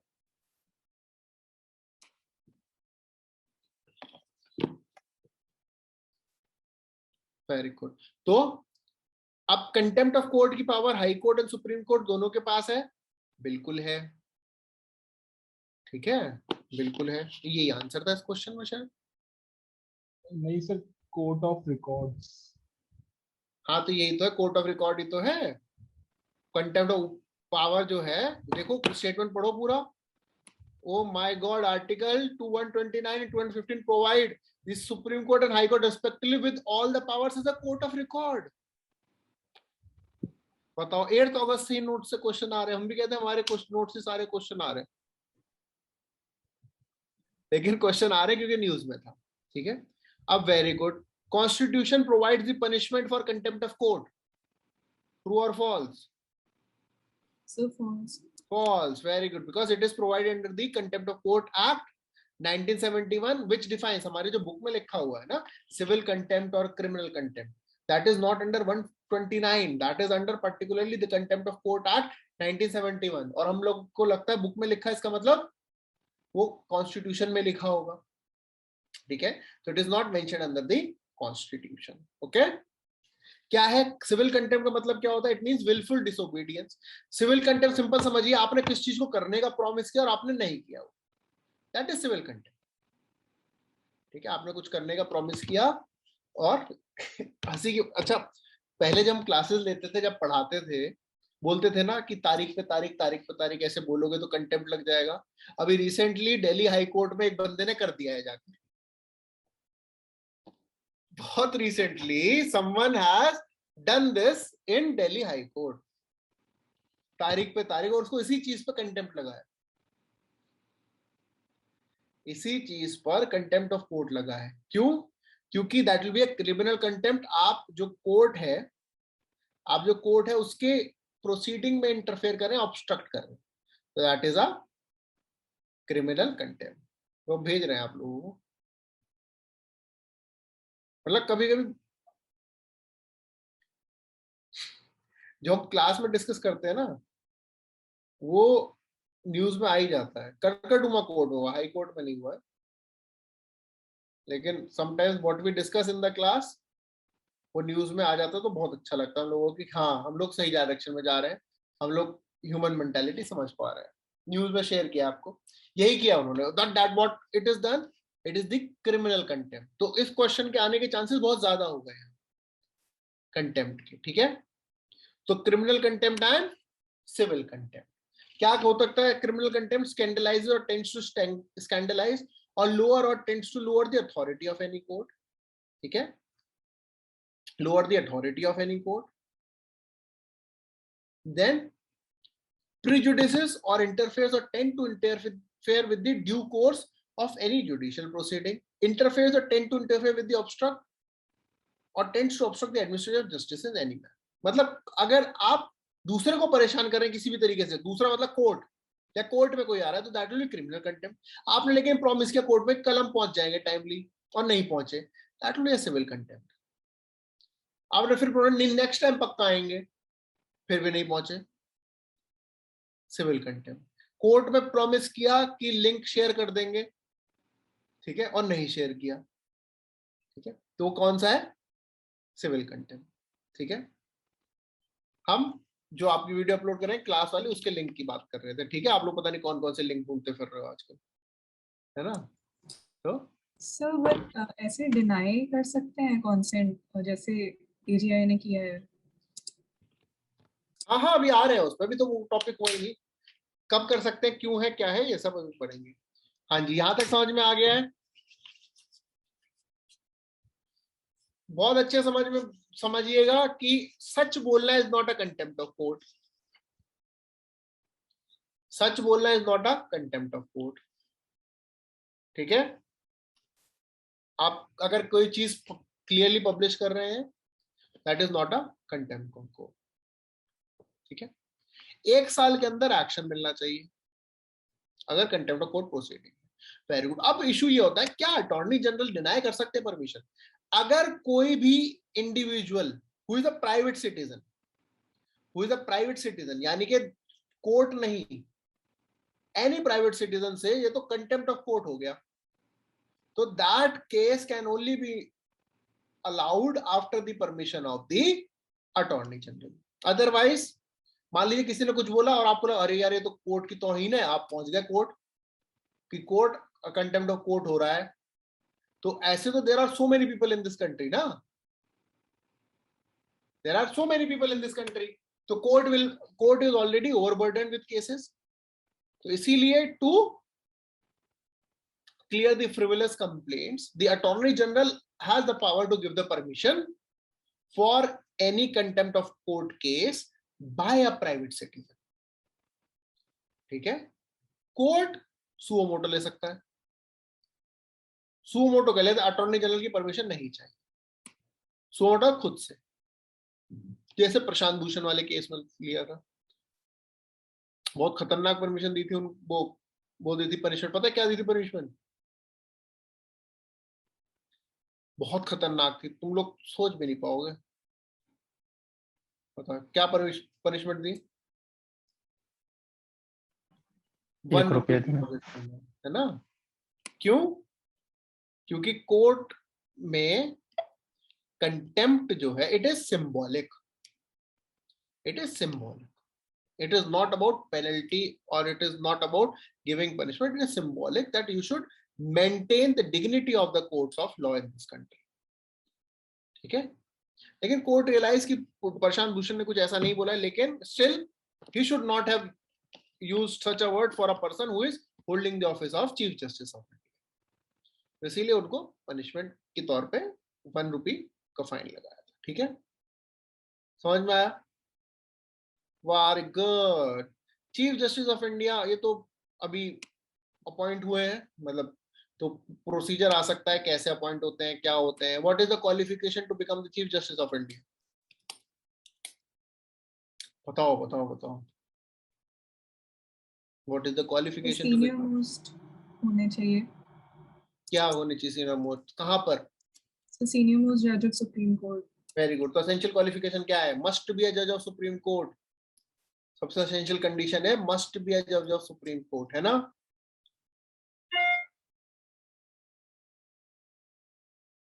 सीनियर मोस्ट जज ऑफ सुप्रीम कोर्ट। कौन से केस के थ्रू आया था ये कि सीनियर मोस्ट जज of supreme court shall be the chief justice of India? Second जजेस केस के थ्रू। तो ये आपको पता है कॉन्स्टिट्यूशनल रिक्वायरमेंट है क्या ये, दैट द सीनियर मोस्ट जज should be the supreme court जज? नो। तो क्वालिफिकेशन क्या है कॉन्स्टिट्यूशन के हिसाब से to become a chief justice of India? Must be a जज ऑफ सुप्रीम कोर्ट, है ना? Appointed by who will appoint? President, है ना? President of India. President of India. Recommendation of no one, senior most है second जजेस case के बाद से, है ना? कोई दिक्कत वाली बातचीत तो नहीं है यहाँ पर। Very good. Who will administer oath to the chief justice of India? President. President. Very good. अगर प्रेसिडेंट अवेलेबल नहीं है तो? हाँ, कोई एक बोलिए। कोई भी नहीं बोल रहा Any person appointed by the president. Very good, ठीक है, इसमें तो कोई डाउट नहीं है। Very good. रिमूवल कैसे होता है चीफ जस्टिस ऑफ इंडिया का? लाइक अ जज ऑफ सुप्रीम कोर्ट जज नहीं बोलिएगा, लाइक अ जज ऑफ सुप्रीम कोर्ट नहीं है ना? रिमूवल प्रोसीजर बताइए। ग्राउंड बता, चलो छोड़ो, रिमूवल नहीं बड़ा हो जाएगा, ग्राउंड बता दो तुम्हारी ना हमारी, ग्राउंड बता दो। On what are the grounds? Proved misbehavior या incapacity. Very good. Proved misbehaviour या इनकैपेसिटी। Very good. अब ग्राउंड्स बता दिए, अब प्रोसीजर बता दो। चलिए, अरे चलो छोड़ो, मुश्किल क्वेश्चन नहीं, आसान पूछते हैं। द रिमूवल ऑफ अ जज of a supreme court is mentioned in the constitution, true और false? No, sir. Judges Inquiry Act. वेरी गुड। फिर जो अगर 124 में लिखा हुआ है that for prove misbehaviour and incapacity a जज of supreme court can be remove, उसको क्या करें? काट के हटा दे। Procedure of the removal is not mentioned, लेकिन रिमूवल ऑफ, ओहो ये तो गलत बात है, शब्दों से खेल रहे हैं यूपीएससी। है, बताइए।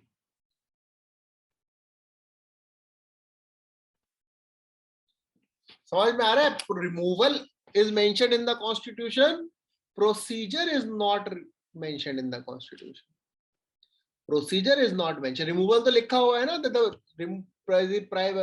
Supreme Court judge can be removed by the president if a resolution is given to by the parliament in the same session on the grounds of proved misbehavior and incapacity. ये तो constitution में है ना? Very good. तो हम ये नहीं बोलेंगे कि नहीं। constitution में क्या नहीं है? Procedure of the removal of a जज ऑफ सुप्रीम कोर्ट। प्रोसीजर क्या है? बहुत सिंपल है, जजेस इंक्वायरी एक्ट 1968 में दिया हुआ है ना? क्या है? सिंपल बताओ, कोई भी एक, सब एक एक लाइन बताएंगे। चलो हम स्टार्ट करते हैं, पहला हम बता देते हैं। द जज of a supreme court can be removed by, चलो आगे आप बताओ। सर ईदर हाउस में इनिशिएट हो सकता है, अगर लोकसभा में हो रहा है तो 100% एंड राज्यसभा में 50। Very good. चलिए अब हर्षिता की सेकंड टर्म आगे का बताइए।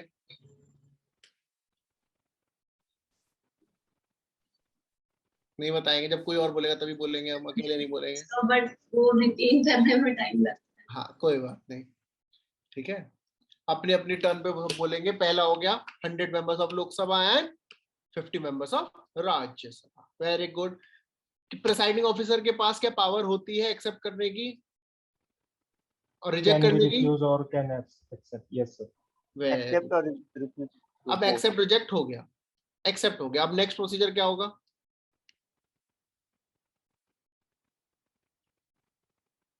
सर कमेटी बनेगी एक। Very good. कमेटी के मेंबर्स कौन कौन होंगे?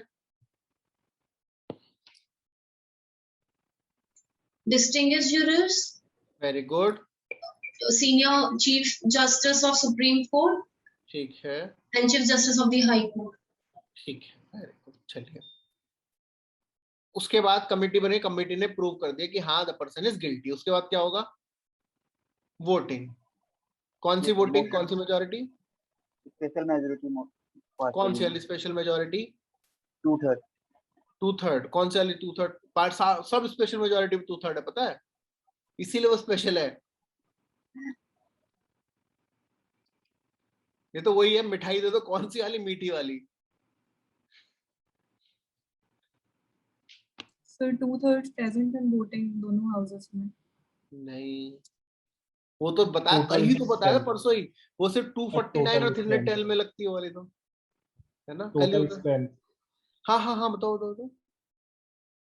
Total strength of the house. 2/3 and present and voting. Very good. Majority of the total strength of the house and 2/3 of, at least 2/3 of the members present and voting. Very good. ठीक है, वो हो गए। अगर उन्होंने दोनों house में पास कर दिया, रिमूव। नो, प्रेसिडेंट को भेजना है। हाँ, आगे कंप्लीट करो सेंटेंस को। सर प्रेसिडेंट को भेजना है सेम सेशन में। सेम सेशन में, ठीक है। अगर ऐसा हुआ, then the chief justice or any other judge will be removed. ठीक है, यही है। इसलिए चीफ जस्टिस से क्वेश्चन आ सकता है, ठीक है, कोई दिक्कत वाली बातचीत नहीं है। अगर स्टेटमेंट आए that it has never happened in the history that the senior most judge is not made as the chief justice, true or false?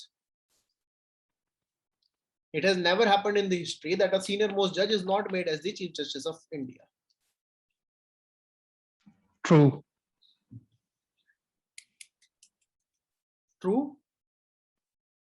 कभी ऐसा नहीं हुआ है कि चीफ सीनियर के अलावा किसी को बनाया गया हो? सर हुआ होगा, वरना सेकंड जजेस केस में वो वर्डिक्ट नहीं आता। हाँ, सीधी बात लिखवा। अच्छा एक बार बताइए, अगर आपने मान लीजिए किसी ने आज तक वॉल पे थूका नहीं, तो कोई वॉल पे पागल है जो लिखेगा do not spit on the wall? इसका मतलब किसी ना किसी ने जो है रंग दे तुम है गेरुआ गाना सुन के रंग दिया, है ना। सिंपल सी बात है, किसी ने काम पहले किया होगा तभी वो लिखा हुआ है। डस्टबिन के ऊपर क्यों लिखा होता है यूज में? इसका मतलब किसी ने जो डस्टबिन को सोचकर अरे नहीं इसमें थोड़ी कूड़ा डालना है, गंदी हो गई तो इसलिए साइड में डाला होगा, है ना। कभी भी कोई भी चीज लिखी होती है, इसका मतलब कुछ ना कुछ पहले ऐसा हुआ है कि इसे लिखने की जरूरत पड़ी है। वरना रेलवे लाइन पे क्या लिखने की, do not walk on the rail line, तो अंडरस्टूड है, तो ट्रेन चलती है यहाँ पर, तो डू नॉट वॉक क्यों लिखा? खुद ही सोचिए। कपड़े कभी खरीद के लाते, उसके साथ एक वो मिलता है प्लास्टिक बैग, उसके ऊपर साफ लिखा है this is not a toy. आजकल जो आप कभी कहीं से खरीद के लाएंगे ना, अगर किसी ब्रांड का लाएंगे तो उस पर लिखा होता है this is not a toy, keep away from children. इसका मतलब बच्चों ने उसको टॉय समझ के कुछ ना कुछ मिसयूज किया। क्या मिसयूज करते हैं? बचपन में हम सब लोग करते थे, पॉली बैग में सर डाल के और कहते थे देखो सांस नहीं आ रही,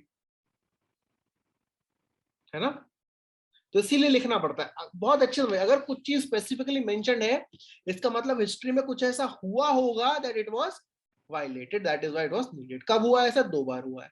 1973 में justice A.N. Ray was appointed and in 1977 justice M.H. Beg was appointed. ठीक है, वेरी गुड। कोई दिक्कत, कोई टेंशन, कोई मेंशन?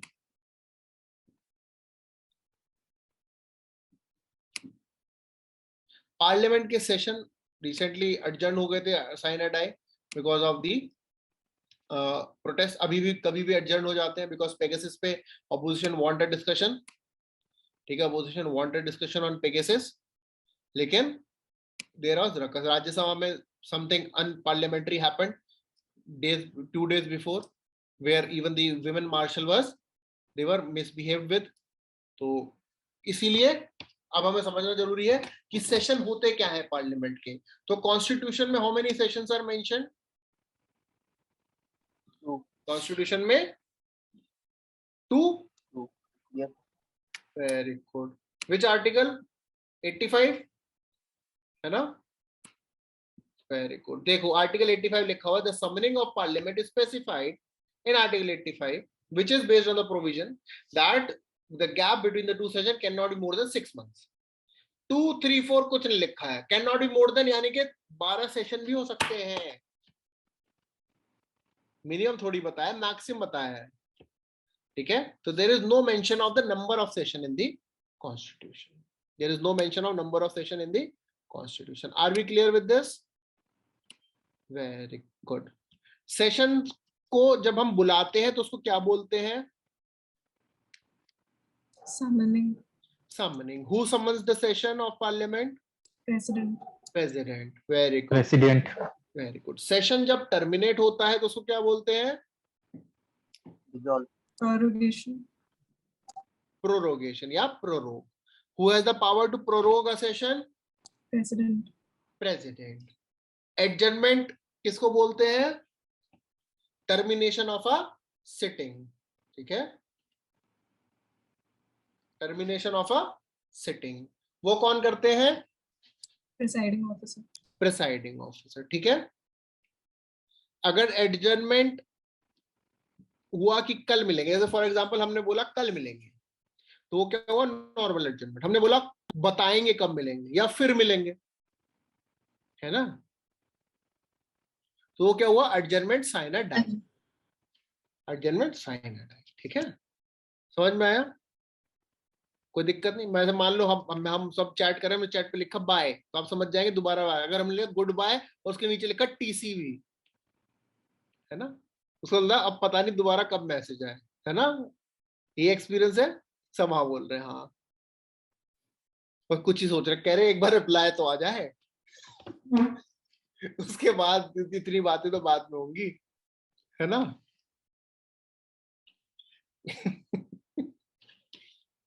कल हम एक पता नहीं कहाँ देख रहे थे, उसमें किसी की शादी थी और जो है कपल था, कार्ड, शादी कार्ड छपने थे, और लड़के से पूछा कि what is the name of your fiancee, उसको नाम ही नहीं पता।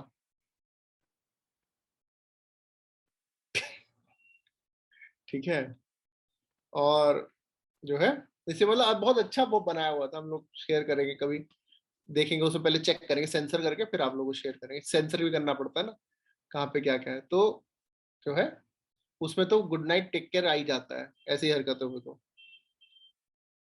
समझ में आया? Very good. डिसोल्यूशन कौन करता है? The power to dissolve the parliament? the president on the recommendation of the prime minister. Very good, very good. और राज्यसभा को डिसॉल्व कौन करता है? So होती नहीं है dissolve. चलिए, तो स्टेटमेंट जो है the president dissolves the parliament, true और फॉल्स? False. क्वेश्चन मार्क की full stop? Full stop. False. ठीक है, तो president dissolves the Lok Sabha, Rajya Sabha is a permanent house. ठीक है, समझ में आ गया? ये पार्लियामेंट के सेशन के बारे में हमें जानना था, रिवीजन हो गया साथ साथ। क्यों हुआ कि बहुत सारा पार्लियामेंट में रकस होता है, तो आप सबको पता ही है, ये तो you can see it in the news. Opposition या पार्लियामेंट जो है ये सब चलता ही है, आज नहीं पहले से भी होता था। ठीक है, पहले से भी होता था, तो जो है इसमें भी आज पिछले साल पूछ लिया यूपीएससी ने, जरूरी नहीं कि इस बार ना पूछे, ऐसा नहीं है कि ना पूछे। ठीक है, अब there were election in West Bengal and Prime Minister of India visited Bangladesh, and which there was a complaint to the Election Commission that it was a violation of Model Code of Conduct. So question में कहा Model Code of Conduct कहाँ mentioned है, क्या है Model Code of Conduct? Where Model Code of Conduct is mentioned in RPA 1951, true or false?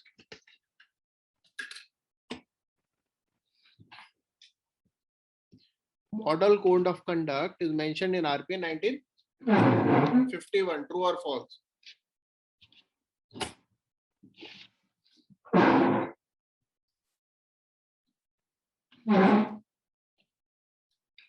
बताइए,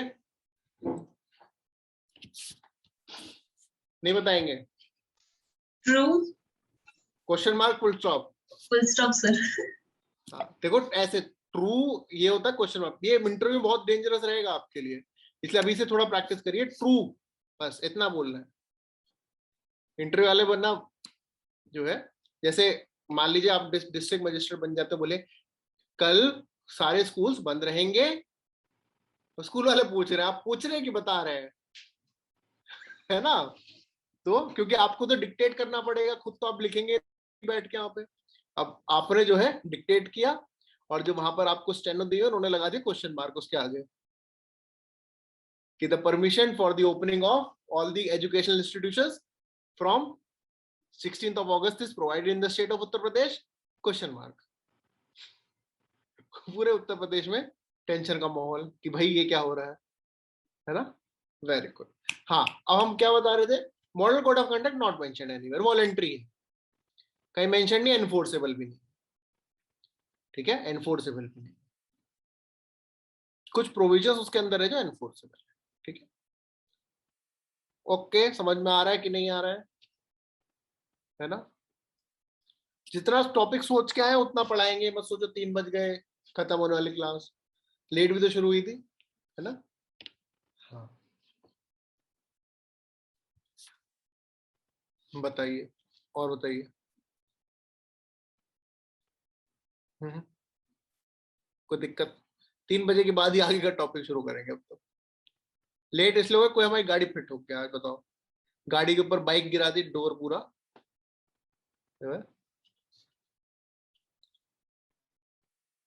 इसलिए पहले तो टेंशन, 5-10 मिनट तो टेंशन रहती है ना, वो हो नुकसान हो गया, फिर ढूंढते हैं किसने तोड़ा, क्या किया, पता लग जाए, ठीक है। करना कुछ नहीं होता, लेकिन सेटिस्फेक्शन, कौन था वो अपराधी, ठीक है, सेटिस्फेक्शन कौन था जिसने गुनाह किया। नहीं, इंडिया में दिक्कत क्या है ना लोगों में, अगर 2 गाड़ियों के बीच में जगह है तो वही रास्ता होता है 2 व्हीलर के लिए। अगर 2 गाड़ियों के बीच में जगह तो वो रास्ता 2 व्हीलर के लिए है, और अगर जगह ना छोड़ो तो जिसके बराबर पार्क रहे वो अपने गेट से, अपने डोर से डोर मार के डेंट मारे, डेंट तो मारना है, अब वो बाइक वाला मार के जाए या बराबर वाली गाड़ी वाला। इंडिया में रूल है, ठीक है, ये कुछ रूल्स हैं। अगर आपने अपना रियर व्यू मिरर ओपन छोड़ दिया तो हमेशा उसको गुड बाय बोल के जाओ, वापस आते क्या पता मिले ना मिले, है ना? कोई मतलब नहीं कि हमें क्या पता, लॉकडाउन से पहले निकलते थे हम तो बाहर, हमने बस, हमें तो वीडियो गेम में गाड़ी चलानी आती है, उसमें तो किसी भी गाड़ी से उसकी उतार को छीन लो गाड़ी, है ना, GTA में। वेरी गुड, क्या तो समझ में आ रहा है? कोई दिक्कत, कोई टेंशन, कोई मेंशन? वीडियो गेम से भी क्वेश्चन आया हुआ है पता है यूपीएससी में, पता है आपको? हाँ, पबजी बैन हुआ इस साल, क्वेश्चन आएगा, पबजी कौन सा इंटरफेस प्रोवाइड करता है, विच इंटरफेस। आप वहां बोलो विनर विनर चिकन डिनर, तो कहां पे जाके चिकन डिनर करने की बातें करता है? Which type of reality is it creating? Is it creating a virtual reality और ऑगमेंटेड रियलिटी? यूपीएससी क्वेश्चन आ चुका है इस चीज पे, difference between virtual reality and augmented reality. तो इस साल तो पबजी बैन हुआ, इस साल तो आना ही आना है, बताओ पबजी वालों। कह नहीं, हम पबजी वाले नहीं, हम तो रील्स वाले हैं, है ना? बताओ कौन सी रियलिटी? वीडियो गेम तो खेले होंगे, वीडियो गेम तो खेल देखे तो होंगे किसी को। कौन सी रियलिटी है, ऑगमेंटेड की वर्चुअल? So augmented. ऑगमेंटेड नहीं। अच्छा, पबजी खेलते खेलते अब बहुत घूसा मारते तो क्या घूसा फील होता है हमको? नहीं। लेकिन अगर पोकेमॉन गो में वो कूदता तो हम भी कूदते थे, तो वो कूदता था ना, दैट वाज ऑगमेंटेड रियलिटी। ये क्वेश्चन तभी आया था, गेम आता था पोकेमॉन गो, लोग ऊपर से कूद जाते थे पोकेमॉन पकड़ने के चक्कर में, तब यूपीएससी का क्वेश्चन आया था तभी, कि वो होता क्या, कूद क्यों रहे हैं, ऐसा क्या मजा आ रहा है कूदने में, तो वो पोकेमॉन पकड़ रहे हैं तो इसीलिए कूदते थे, वो भी वहां पर कूदता था। ये सारी गेम्स भी आते हैं ना, वी आता है, उसमें होते हैं आर्चरी के गेम होते हैं, हॉर्स राइडिंग का गेम होता है उसमें, या फिर आप शूटिंग का होता है, टेनिस भी होता है। वो क्या है, आपने यहाँ पे हाथ हिलाया तो वहां पर वो भी हिल रहा है, तो you are a part of that augmented reality. Virtual reality मतलब दिख रहा है बस, आप फील नहीं कर पा रहे, that is virtual reality. Okay, समझ में आया? यस, नो, हमें कोई मतलब नहीं, अब पबजी की याद आ गई। हाँ, वेरी गुड। चलिए, करप्शन परसेप्शन इंडेक्स कौन सी बॉडी निकालती है? विच institution publishes corruption perception index? Transparency international. Very good, transparency International. क्या क्वेश्चन आ सकता है यूपीएससी में? आ चुका है, ठीक है, आ चुका है। ट्रांसपेरेंसी इंटरनेशनल क्या है? What is Transparency international?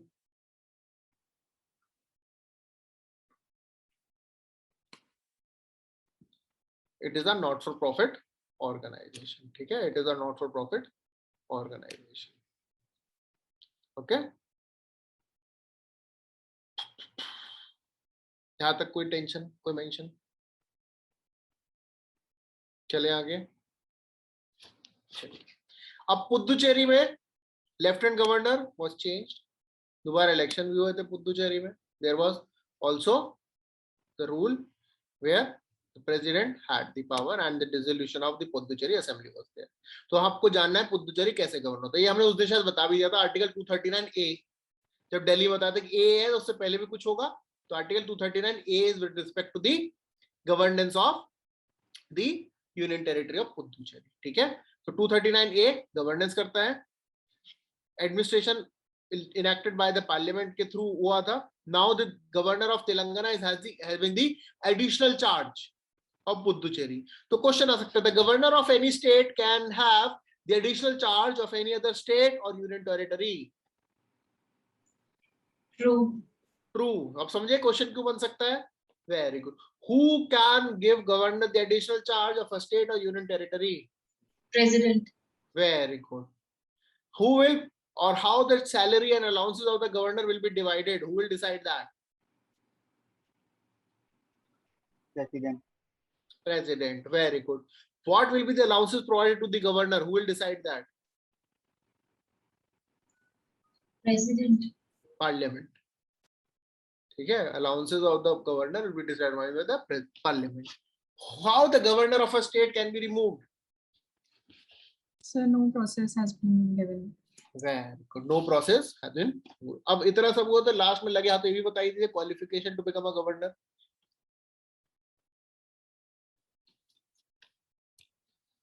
Qualification to become a governor इतना सब बता दीजिए, ये भी बताइएगा, वैसे मत करो आप लोग।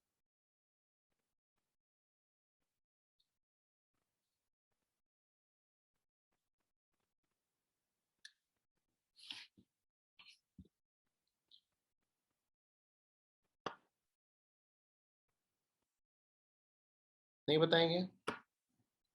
अरे एक तो बाय डिफॉल्ट है सिटीजन ऑफ इंडिया, तो by default citizen of India. दूसरी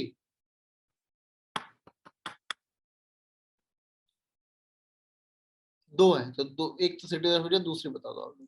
So age should be completed 35 years. Very good। Must have completed 35 years। These are the only two qualifications provided in the constitution। Very good। इसका मतलब पूछने का फायदा ही नहीं है कि प्रेसिडेंट की क्वालिफिकेशंस बता दें, क्योंकि याद तो होगा नहीं हमें, या है?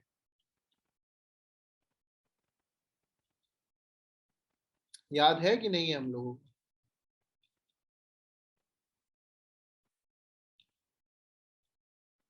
हाँ जी बताइए जी।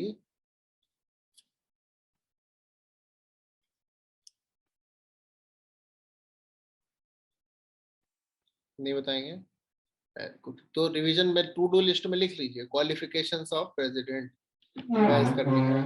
The citizen of India should not be less than 35 years of age and should be eligible to be a member of Lok Sabha. और चार है, Not holding any office of profit। Not holding any office of profit. बस चलिए, राज्यसभा वो sorry vice president में क्या difference है? बस लोकसभा की जगह राज्यसभा। ठीक है, तो पुदुचेरी में ये चेंज हुआ है। अगर if there is a dispute between the lieutenant governor जो एडमिनिस्ट्रेटर होते हैं यूटी के and the chief minister of Puducherry, तो whose decision will be final? तो in that case if there is any dispute, they are bound to discuss it with the president। ठीक है, तो refer करना होगा प्रेसिडेंट को। ठीक है, एंड अगर कोई भी डिसीजन उनको लगता है कि दिस इज अर्जेंट, तो administrator can take a decision on his और हर ओन आल्सो। ठीक है, कुछ ऐसे बिल्स होते हैं in the Puducherry assembly which before introduction need the recommendation of the administrator. ठीक है, विच नीड द एडमिनिस्ट्रेटर की रिकमेंडेशन। ओके, समझ में आया? जम्मू एंड कश्मीर स्टेट से यूटी बना है, but that UT will be having a legislature. For having a legislature, there has to be election. For having election, there has to be assembly constituency. For having assembly constituency, there has to be a delimitation. For that, delimitation commission for Jammu and Kashmir was set up in March 2020. Okay?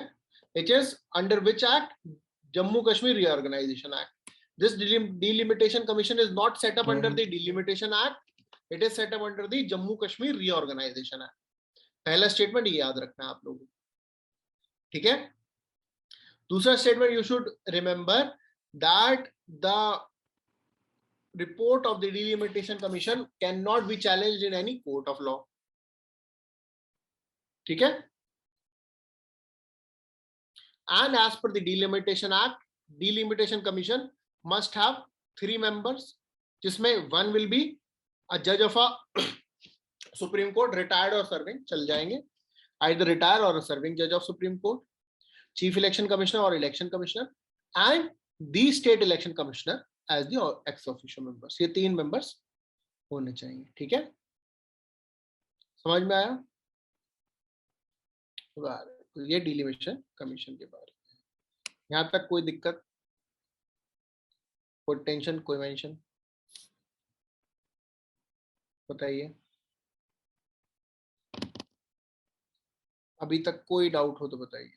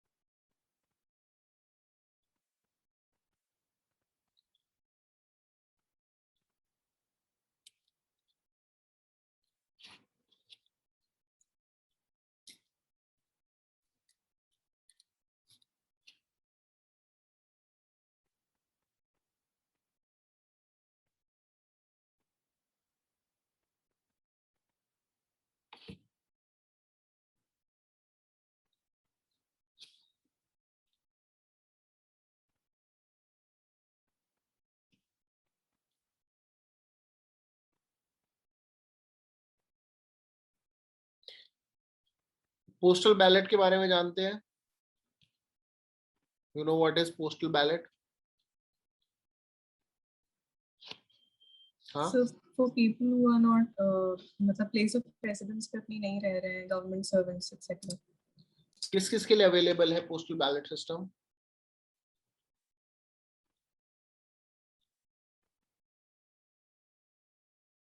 Postal ballot system किस किस के लिए available है?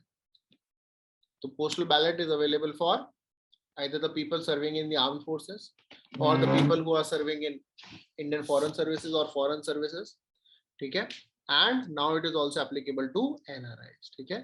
तो recently election commission ने ministry को बोला है that they are technically and administratively ready to extend the electronic transmitted postal ballot system to the NRIs. However, it was not implemented in those elections. Again, the election commission is now ready, ठीक है? तो क्या है ये electronically transmitted postal ballot system? मतलब इसका मतलब है that you will be sent the ballot paper, you will print it and you will cast your vote and then you will upload it. ऐसे करेंगे? नहीं, आप उसको प्रिंट करेंगे, then you will provide it to the designated officer, that officer will then take care of that postal ballot. आप उसको online upload नहीं करेंगे, it is not online voting, it is only electronically transmitted. It means rather than through the speed post, it is sent through electronic means, through a QR code, ठीक है? तो क्या लिखा है? That it is a postal voting where by ballot papers are distributed electronically to voters and returned by them in post, ठीक है? Post से return होगा, electronically you will not return. It is also called as E postal ballot for service voters. There will be a dedicated portal for online registration of service voters which will be having two secure layer. पहला OTP and PIN and second is unique QR code. वो सब आपको बता ही दिया हमने कि OTP and PIN and then unique QR code. Proxy voting क्या होती है? That you can designate someone to vote on your behalf. If you are a service voter, ठीक है? If you are a service voter. However, it is still not functioning. NRI के लिए बात हुई थी that they can be for proxy voting also, but still it is not under process. Service voters can designate a proxy. A person who is in services rather do not want to cast his or her vote through service through postal ballot, they can make their parents or either of the parent or wife or husband or adult child as the proxy voter. ठीक है, समझ में आया? Proxy voting में बताया था, आप दोबारा बता देते हैं. अगर आप जो है नॉर्मल वोट करते हैं तो कहाँ इंक लगती है? यहाँ पोस्टल बैलेट कर रहे हैं तो अपनी भी इंक लगेगी और दूसरी इंक लगेगी यहाँ. ठीक है, समझ में आया? तो यहाँ पे पोस्टल बैलेट की इंक लगती है. ठीक है, समझ में आ गया? Very good. तो प्रॉक्सी, सॉरी पोस्टल नहीं, प्रॉक्सी की प्रॉक्सी वोट. अगर आप ऐसे फोटो खिंचवा रहे हैं तो you will be a proxy of someone. लेकिन उसके लिए आपको ऐसे फोटो खिंचवानी पड़ेगी, otherwise it will be a in a symbol which can be considered as malicious और वल्गर. ठीक है, तो इसलिए दोनों, क्योंकि आप खुद का वोट क्यों नहीं दे रहे हैं? बोले दूसरे का वोट देने चलो, अपना वोट कहाँ है ना? समझ में आया? Very good. अब किस किस के लिए अवेलेबल है? तो service voters are those voters who are eligible for postal ballot. They are provided under section 20 of RPA. And किस किस के लिए? Member of armed forces. ठीक है, member of armed forces, member of a force which is and having the provisions under the Army Act 1950, member of armed police force of a state, any person employed under government of India in outside India, wife of any such person residing with him in that position. Then Jharkhand Delhi elections में क्या हुआ था? Postal ballot was for or introduced for those who are the people with disabilities and electors over the age of 80. ठीक है, postal ballot जो है, postal ballot जो है अब दिल्ली एंड जो है झारखंड इलेक्शन में it was introduce for PwDs and people who are above 80 years of age, उनके लिए भी इंट्रोड्यूस हो गया था. Is it clear? ये जो पोस्टल बैलेट फैसिलिटी है, पोस्टल बैलेट फैसिलिटी है, it was extended to 65 years and above also. 80 के लिए दिल्ली में इंट्रोड्यूस हुई थी, 65 अबव के लिए अलाउ हो गए, but it was not functional because of logistical issues in Covid. ठीक है, समझ में आया? Yes, no? Very good.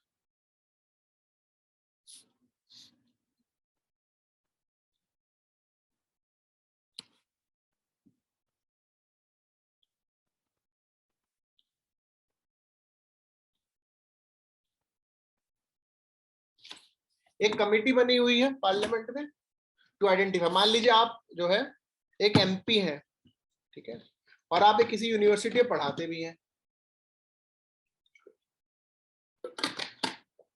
ठीक है, तो क्या वो ऑफिस ऑफ प्रॉफिट में इंक्लूड होगा? To identify this there is a committee in parliament.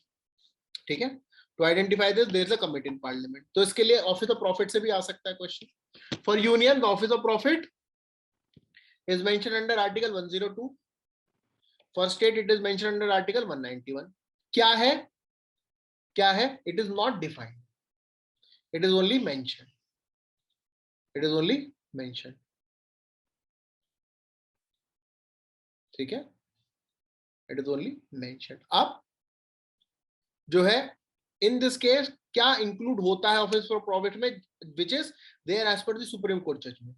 So wherever a government is making an appointment, where the government has the power to remove that person, where the government pays remuneration, where the functions are with respect to the provisions of the government, and where the government exercise control over that.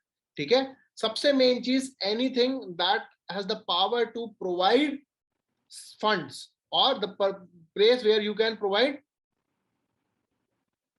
any such fund where you may have pecuniary gain, that is considered as office of profit. ठीक है. Exempted कौन कौन से हैं? इसमें से exempted offices है president, prime minister, ministers, vice president, MPs, MLAs, governor, all these are exempted offices.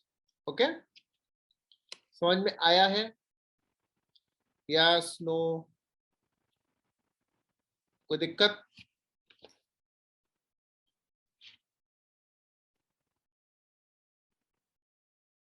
बताइए, और कोई डाउट हो तो बताइए.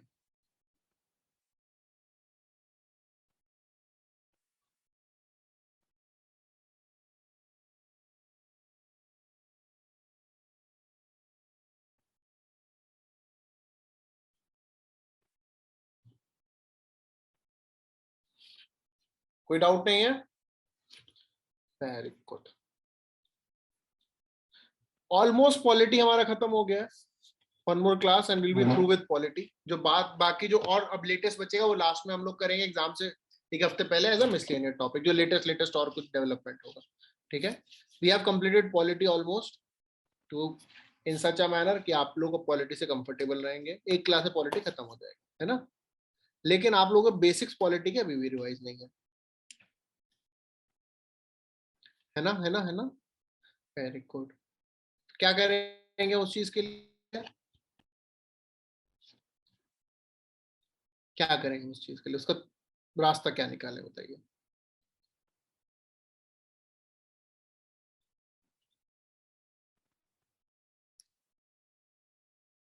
हम आपको दे रहे हैं कल और परसों. सैटरडे को हम क्लास नहीं रख रहे हैं. सैटरडे संडे ऑफ रखे. मंडे को पॉलिटी दे 2 दिन जिनका पॉलिटिकल साइंस है, ठीक है, ऑप्शनल, उनको भी थिंकर पढ़िए, लेकिन अपना बेसिक भी पढ़ते रहिए क्योंकि पॉलिसी वालों को टेस्ट भी है संडे को. लेकिन बाकी सब पॉलिटी रिवाइज करिए. 2 दिन में पॉलिटी काफी हद तक रिवाइज हो सकती है. आपके पास 2 काम है, अपने डाउट्स लेके आना और रिवाइज करना. ठीक है. अदरवाइज हमारी क्लास का कोई पर्पस जो है सॉल्व नहीं होगा. हम 4 दिन बाद खत्म करने के 4 दिन पहले खत्म कर ले करंट अफेयर्स, क्या बेनिफिट है? कुछ नहीं, जीरो, है ना. उस बेनिफिट का हमें कुछ नहीं फायदा मिलेगा. इसीलिए विल टेक टाइम, विल आराम से हफ्ते में 4 से 5 क्लास रखेंगे हम लोग, है ना. And we will continuously revise जो भी टॉपिक आ सकते हैं, है ना. समझ में आ रहा है? बेसिक रिवाइज करिए. लक्ष्मीकांत या नोट्स जो भी आपके रिवाइज करिए. अगर और क्वेश्चन वहां से बहुत इजीली सॉल्व हो जाएंगे हमारे. लक्ष्मीकांत या नोट्स से हमारे क्वेश्चन बहुत इजीली सॉल्व हो जाएंगे. तो इसीलिए वही रिवाइज करिए. 2 दिन है, मंडे से फिर पॉलिटी के डाउट्स खत्म करके ट्यूसडे से हम कोशिश करेंगे नेक्स्ट टॉपिक स्टार्ट करने की. ठीक है. Are we clear? कोई टेंशन, कोई मेंशन, कोई डाउट, कोई परेशानी, पढ़ाई में कोई दिक्कत? हाँ बताओ, बता दो कोई दिक्कत हो रही हो तो. कोई शक्तियां रोक रही हैं पढ़ने से? हाँ बताइए. तो 13th हो गई, अब तो 2 महीने भी नहीं बचे, है ना. Very good. ठीक है. चलिए, will continue on Monday 1 PM. ठीक है. और बताओ, कुछ किसी को दिक्कत तो नहीं आ रही पढ़ने में कोई भी? सिंपल तरीका है. अब जो पढ़ गया है वो पढ़े, कुछ एक्स्ट्रा पढ़ने की कोशिश ना करें. जो हमने पढ़ लिया है वही अगर हमें याद रह जाए वही बहुत है. वही सिलेक्शन करा दें. जितना हमने पढ़ा हुआ है, अब आप एक चीज समझे कि जितना पढ़ा हुआ अगर वही याद रह जाए वही बहुत है हमारे लिए. तो ज्यादा पढ़ने की इच्छा नहीं रखिए. Just read and revise what ever you have done. These 2 months are only for revision. This is not a university exam कि एक रात पहले हम पढ़ लेंगे, अगले दिन लिख के आ जाएंगे, उसके बाद भूल जाएंगे. ठीक है. This is not such an examination. Because अगर आप ज्यादा पढ़ेंगे, रिटेन कम करेंगे, तो दिक्कत सबसे बड़ी ये है दैट पेपर में आपको लगेगा ये पढ़ा हुआ क्वेश्चन है, तो अटेम्प्ट करने की कोशिश करेंगे और गलत करेंगे. ठीक है ना. ये नहीं करना. Just revise again and again, again and again. और बैठे कोई भी टॉपिक पढ़ा, जैसे मान लीजिए बैठे हैं स्टेट की बात आ गई। अच्छा, स्टेट की डेफिनेशन कहाँ दी गई है, कौन से आर्टिकल में स्टेट मेंशन है, क्या क्या आता है स्टेट के अंदर, ऐसे थोड़ा सा मतलब अब एग्जाम तक ना अपने आप को खाली नहीं छोड़ना, खाली छोड़ोगे फिर उनकी याद आएगी, है ना। इससे अच्छा स्टेट को याद कर लो, इससे अच्छा स्टेट को याद कर लो। चलो, आर्टिकल 12 के अंदर स्टेट की डेफिनेशन में क्या इंक्लूड होता है?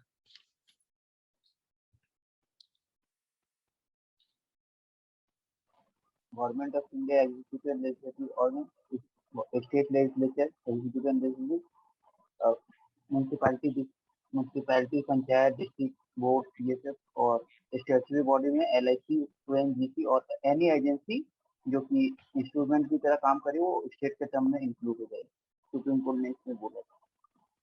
तो आर्टिकल 12 में नहीं है ना वो, फिर लास्ट वाला है ना, सुप्रीम कोर्ट ने बोला तो आर्टिकल 12 में नहीं है ना सर। सुप्रीम कोर्ट ने बोला कोई भी एजेंसी अगर इंस्ट्रूमेंट की तरह काम करे, लेकिन वो आर्टिकल 12 में नहीं, सुप्रीम कोर्ट ने बोला है कि that will be considered as state, लेकिन वो आर्टिकल 12 में मेंशन नहीं है स्पेसिफिकली, ठीक है। It is not mention in article 12 specifically. अच्छा, जो कोर्ट्स होती हैं, are they part of this state under article 12? जो No, sir. No, they are in their administrative capacity. They are judicial capacity. They are not. ठीक है, book में कहीं नहीं लिखा है, लेकिन एडमिनिस्ट्रेटिव कैपेसिटी में, ठीक है। अब मान लीजिए chief justice has the power या ऐसी एनी जज has the power to appoint their staff, तो can they discriminate on the grounds of religion, race, caste, sex और place of birth? No, they can not, ठीक है। तो in administrative capacity they are under the definition of state. Okay, समझ में आ गया?